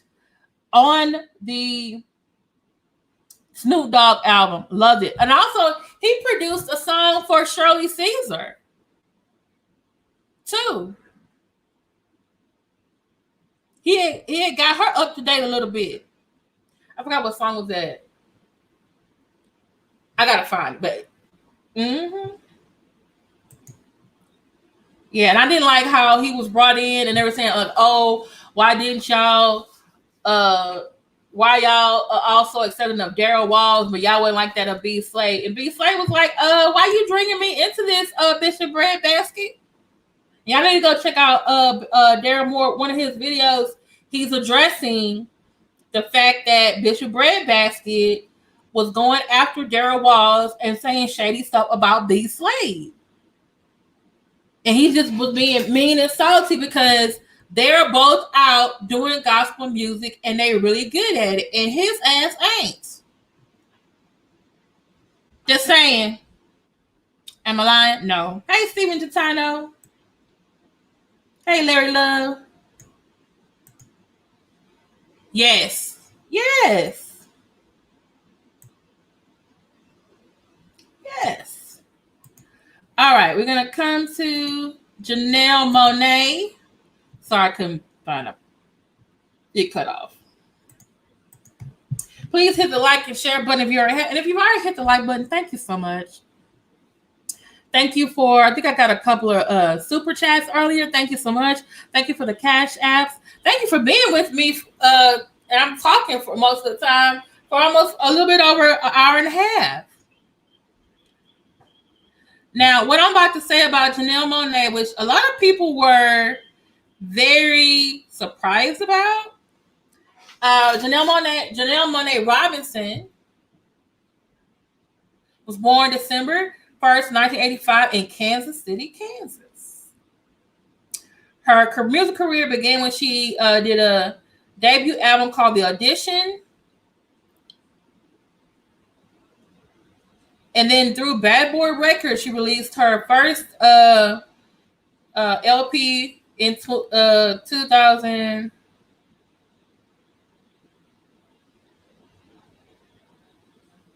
I don't know what it's a conceptual album. 2010. And she also sung with guest vocal on Fawn's single We Are Young. Her second studio album, Upper was released in 2013. I'm going to tell y'all something about Electric Lady. Electric Lady is so culturally Black. You know what I'm saying? Yes, I got to see her and Prince when I went to New Orleans at the after show, me and my friend. They were in the little VIP section. Everybody else had to stand up. So, well, not everybody, but some of us. And I want to say something about Janelle Monae. Loved her first album, Tightrope. Then she came out with Electric Lady. And I think she had Erykah Badu on there with her. You talking about musically talented and culturally Black at the same time? Yes, a Prince protege. And then when she did the tribute to him and she did Let's Go Crazy, y'all need to watch that. I think it was for the BET Honors. And I think she did it again for when they did a tribute when he died. She starred in the movie Hidden Figures in 2016. Her third studio album, Dirty Computer, I loved it. Telling you right now. She had a song about The Way You Make Me Feel, which I thought was like ode to Michael Jackson, but then when you heard it, it was like very Prince-esque. Okay.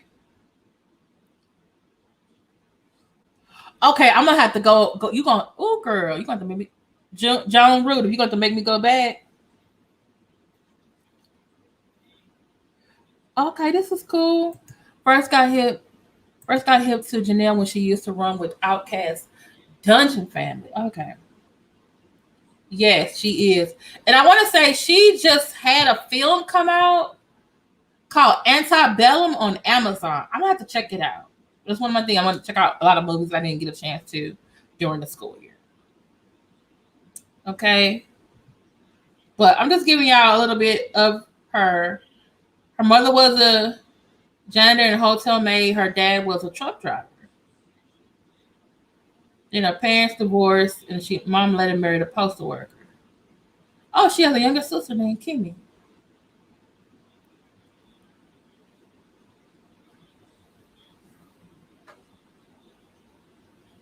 All right, she was in musicals as a kid. Oh, she went to study musical theater in New York. Okay, I see you. Where she was the only Black woman in her class. Wow. American Music and Dramatic Academy. She dropped out and moved to Atlanta, enrolled in Parametric College at Georgia State University.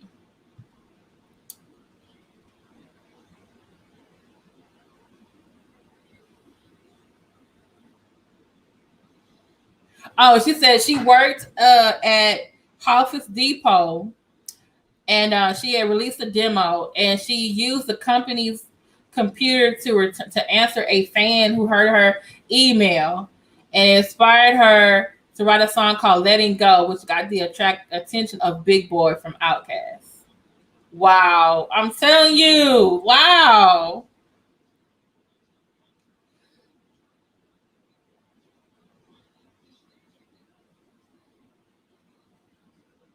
Okay, so in 2011 is when she started talking about her sexual orientation. She said something about in an article like, "Oh, I only date androids" or something like that. She said, "I speak about android because it represents the new other. You can compare it to being a lesbian or being a gay man or being a Black woman. What I want is for people who feel oppressed or feel like the other to connect with the music and to feel like she represents who I am." In 2013, Monae said she wants both men and women to still be attracted to her and express support for the LGBT community. Is it okay? I'm gonna have to watch it. Monae has said she identifies with both bisexuality and pansexuality. On January 10, 2020, she tweeted the hashtag "I am non-binary" along with a quoted tweet which trended on Twitter that day. She said, "I tweeted a non-binary hashtag in support of Non-Binary Day and to bring more awareness to the community. I retweeted the Steven Universe meme, or you're a boy or a girl. I'm an experience because it resonated with me, especially someone who has pushed boundaries of gender since the beginning of my career. I feel feminine energy, my masculine energy, and energy I can't even explain." Definitely see the, yeah. So for those of you who are like, okay, I know what bisexual is, so let's do some terms.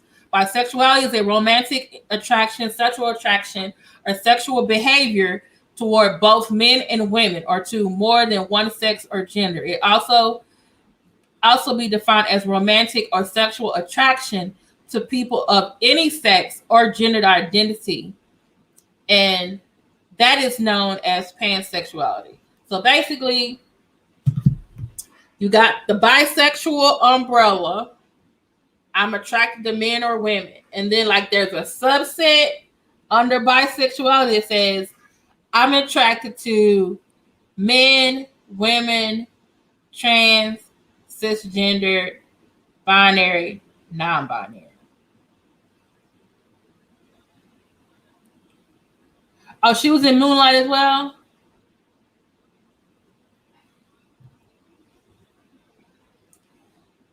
Did I confuse y'all more with that? Okay, let me just say this. When she came out about her attraction, she said, when they first talked about her attraction, she said she was bisexual. Then later on, she said, I'm not bisexual, I'm pansexual. And so let's look at that definition, because I want to make sure I'm saying it correctly. Okay. Pansexuality is a sexual, romantic, or emotional attraction towards people regardless of their sex or gender identity. Pansexual people may refer to themselves as gender blind, asserting that gender and sex are not determining factors in their romantic or sexual attraction to others. So, like I said, bisexual umbrella, person is attracted to both men and women. Then you got a subset, pansexuality says, I don't care if you're a man, woman, or any other gender identity. I'm attracted to you. So I'm not going to be limited by just men or women. Did I confuse you? Stephanie, I can't confuse you.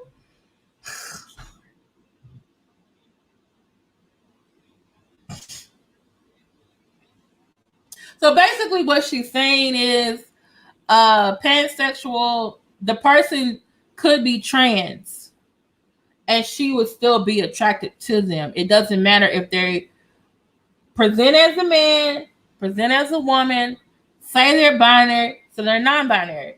She's attracted to the person, not their sex or gender identity. Do y'all understand that? Is that clear? I gotta need to find somebody who can explain this better. I need to find some people. I think I confused y'all more. Did I? Oh Lord, I think I confused y'all more. Okay. So in my case, we're saving the blessed for last. Oh.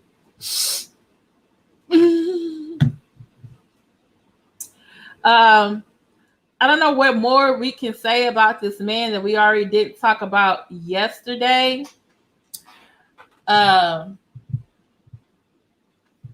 He was born Prince Rogers Nelson, June 7, 1958, in Minneapolis, Minnesota.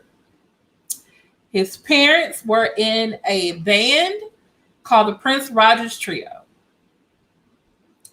I believe it was his mother's second marriage, and I think his father's second as well.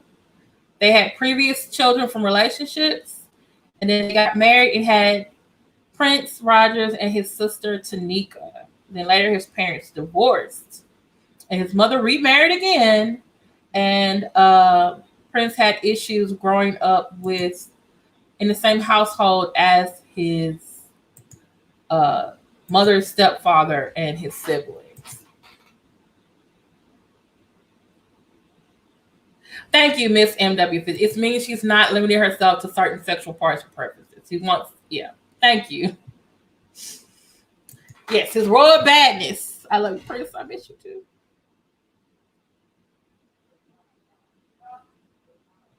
Hey, I'm living with Pan everything every day, but that doesn't mean it's not confusing. Okay, you telling me some new stuff, Stephanie? Okay. So Prince actually started I think he was 2 or 4 years old. He started playing when his biological dad left.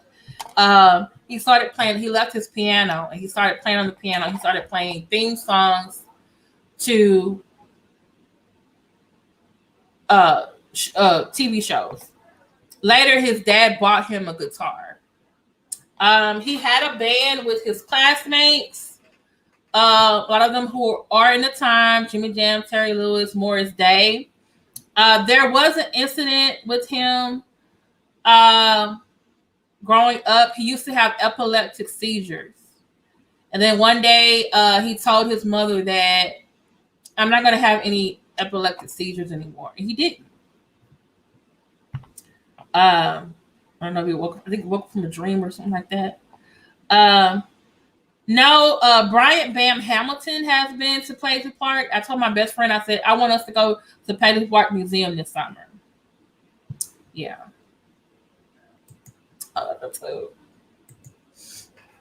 Okay. Stephanie was like, that was a joke. See, Stephanie, if I don't hear it, I don't know if it's a joke. You type and I'm thinking like, huh? Okay.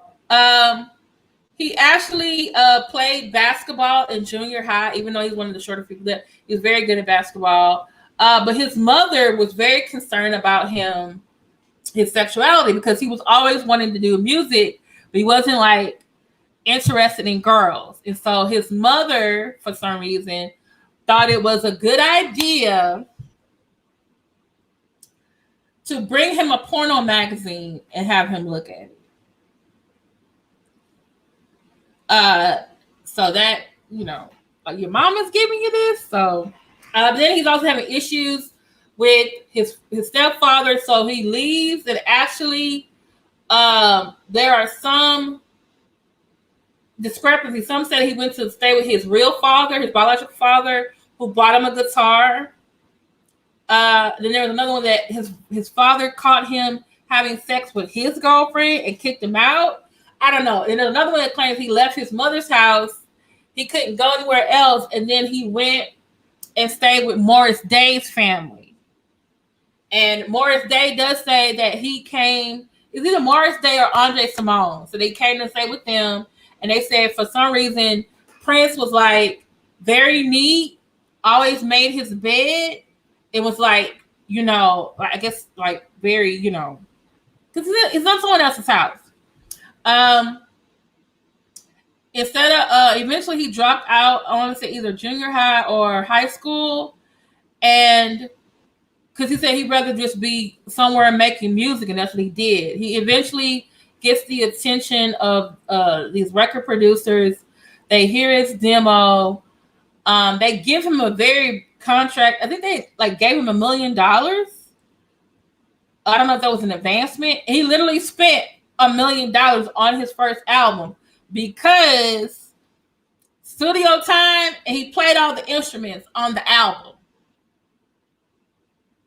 But then when the album came out, it was like, oh, it had some hits on there. So, but remember, he signed this contract when he was like a teenager. So like when 1993 came and he changed his name, he was talking about contracts, it was because he, like Little Richard, didn't have his masters, wasn't going to have his masters when he signed the contract. So that's why he was doing it. And when he was on American Bandstand, he said he got his contract, I think either 15 or 16. But then the album came out a couple of years later. But every year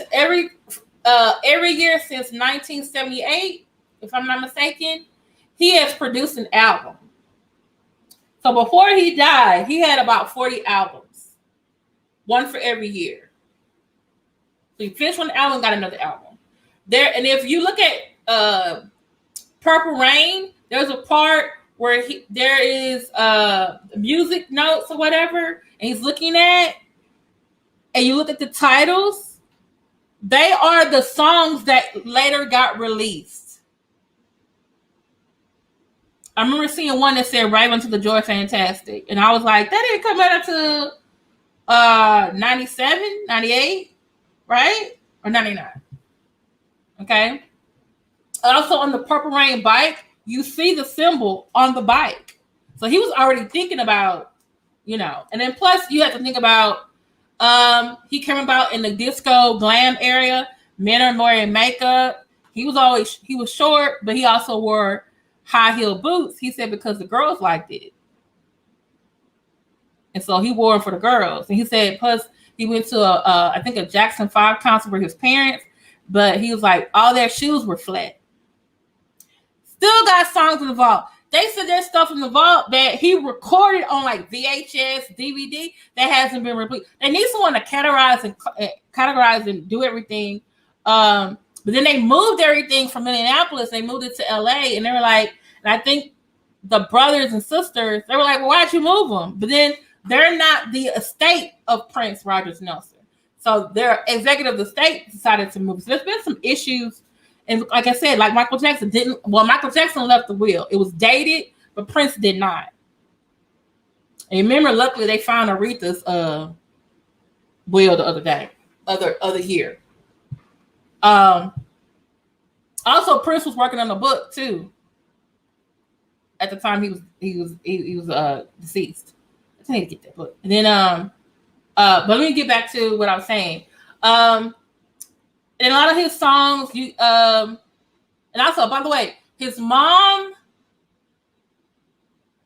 is either Italian or part Italian. His dad is black. So growing up, it was like the song Controversy.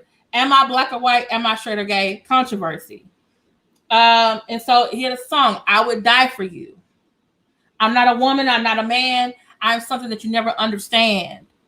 Then he has a song from Sign of the Times, If I Was Your Girlfriend. He's asking his lover, would you still love me the same if I was a girl versus a guy?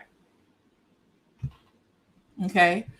He changes his name to Unpronounceable Symbol, which is the convergence of the male-female symbols in 1993 from 2000. Okay. You looked at one of his albums, I think it was Love Sexy. He's there laid out in the nude with some flowing hair too. Woo. Back and forth. Remember he had that song Get Off with the assed out cheeks? But guess what? He always had the baddest bitches on his arm.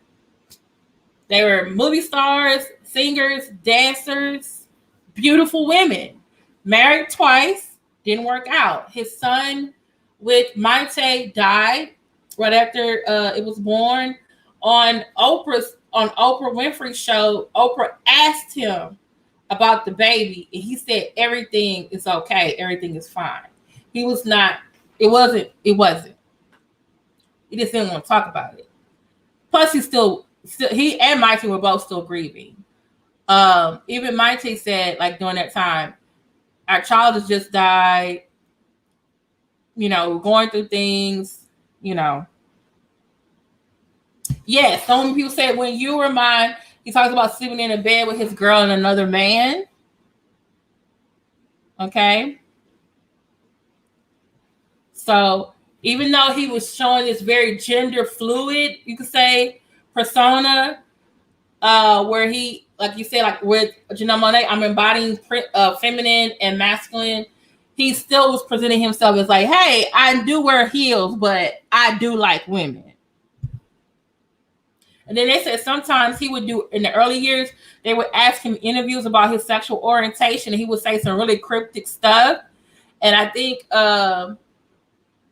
Chris Rock asked him, like, what's wrong with the androgyny thing? Is this like for real or is this an act? And he said, well, sometimes I feel feminine, sometimes I embody masculine. And he said, yeah, and it's some acting too. So he's acting, he's putting a role, he's being a superstar, So he does, after the death of his son, him and Maite relationship just disintegrates. They probably should have went to therapy because they're both grieving their child. They're both performers. I don't think they were expecting that. And so eventually they divorced. And then he retreated to his music, and he went and he met Larry Graham, who used to be with Fly and the Family Stone. And Larry Graham is a Jehovah's Witness. And that's when he started converted to Jehovah's Witness. And then you saw, like, right after, I think the next year, he had an album called The Rainbow Children. And this is what I didn't know at the time, but I learned later on, that when you have a child after the death of another child, it's like a miracle. And so they call it Rainbow Children. But the fact that he produced an album after the death of his own child, and he called it Rainbow Children, is very significant. Also on that album, I kind of felt like you can tell very much he is a new convert, and he is really serious about spreading the message. And so a lot of those songs dealt with Jehovah's Witness themes, like 1 + 1 = 3. And that's basically for the fact that Jehovah's Witnesses are not what's called Trinitarians, where other Protestant Christian denominations are. Yeah, Larry Graham is Drake's uncle. And this is the thing, which a lot of people have said about him, like even his friends, very controlling at times, a genius, great about the music, but has a hard time with people, you know. Then he got married to his second wife, Manuela Tessellini, and he still had Paisley Park, because in Paisley Park it's a studio and it was an apartment. It's an apartment and everything too. So they ended up getting like a mansion in Canada. So they were like cross, and come back over. But then that didn't work. That lasted 5 years. Both matches, I think, lasted 5 years.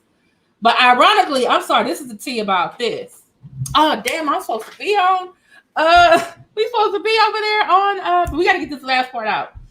We're supposed to be over there on Stationhead. This is what you need to know about. This is about tea.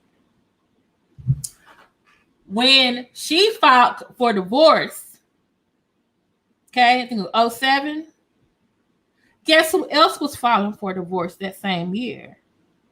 Eric Benet from Halle Berry. Guess who started dating about a year late? Within a year later, and then last thing you know, they done got married.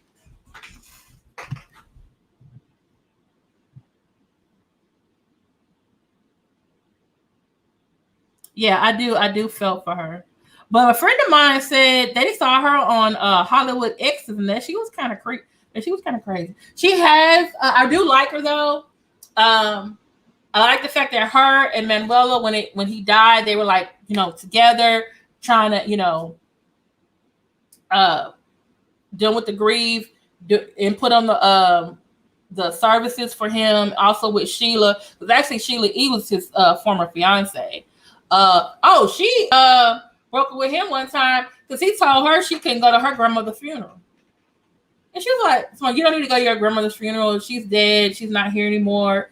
We have music. We have work to do. We got product to put out." And she was like, she ripped up her check and threw it at him, and she left. Later on, they reconciled, but I'm just saying, he, like I said, relationships, he love him. But my thing is this: I could definitely say groomed. And by the way, he's dated other teenagers, and then when they turned 18, then he had sex with them. But I'm definitely thinking, like I said, groomed. But my thing is this: what woman is bringing her daughter to shows to meet a man, and then you let the man be the guardian in Minneapolis while y'all working on the album? But even his mama said, she said, "Oh, he's a great musician.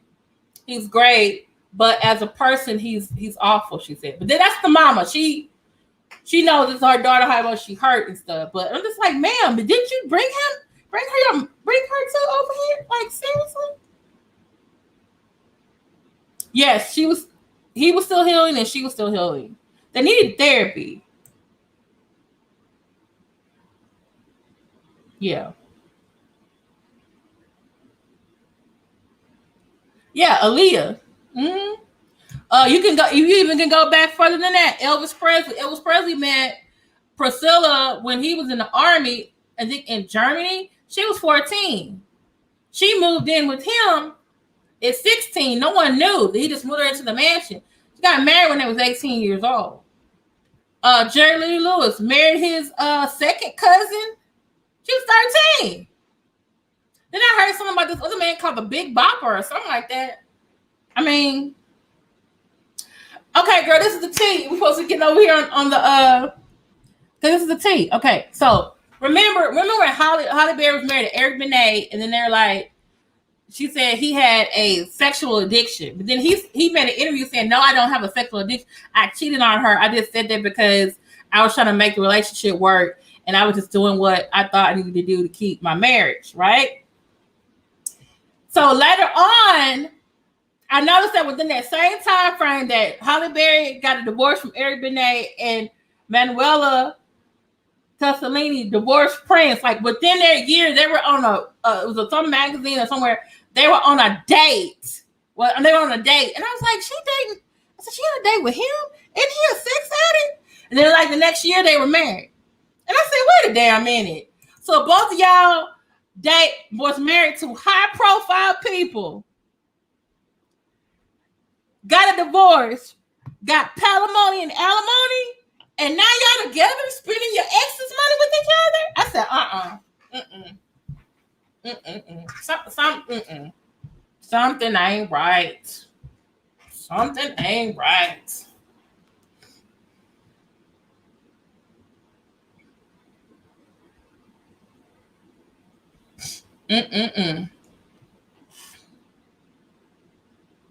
Something just ain't right. It just ain't right. Okay, y'all, I'm gonna move the time to 9:20. Here is the link.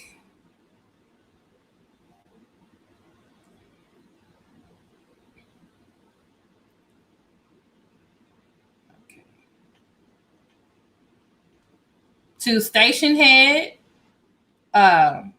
We're gonna have ourselves a Black LGBTQ party on these individuals that we have talked about tonight. So please, after party.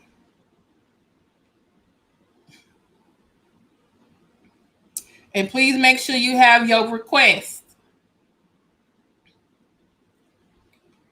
Okay. Wait, where is the thingy at? And you know what the first song is going to be?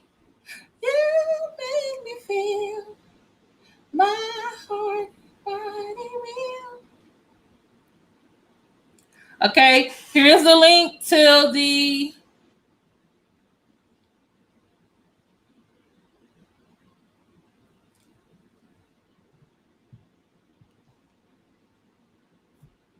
okay. So if you're on Facebook and you are on YouTube, this is where we will be in about 10 minutes. Okay, make sure you know what your song selection is. If you have the app on your iPhone or Apple device or Android device, you can just go to my channel LMSYT on the Stationhead. If you don't want to do all that, just put this link in your browser and go there. Okay. So y'all enjoyed last night. So we're going to keep the party going, okay? So thank you to my moderators. Thank you to members. Thank you for the Cash App, Super Chats. Thank y'all for being with me on just going over, LGBTQ history of Black LGBTQIA people who have made an influence on our music in honor of Black Music Month and also Pride Month. Latasha, what are you talking about? What's wrong? Huh? What's wrong? What's wrong, Latasha? Why you say what the fuck no? I've got to mention one thing about Prince. When he converted to Jehovah's Witness, according to their religion, they do not approve of same-sex marriage. And so it was like very like problematic that, you know, a person who was gender fluid was out here saying that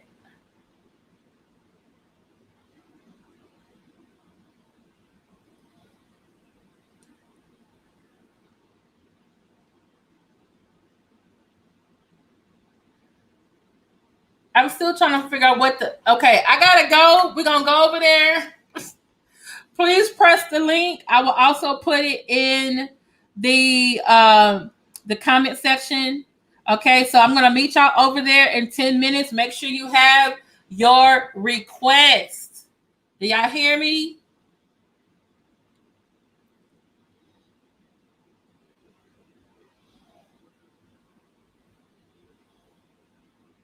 Okay.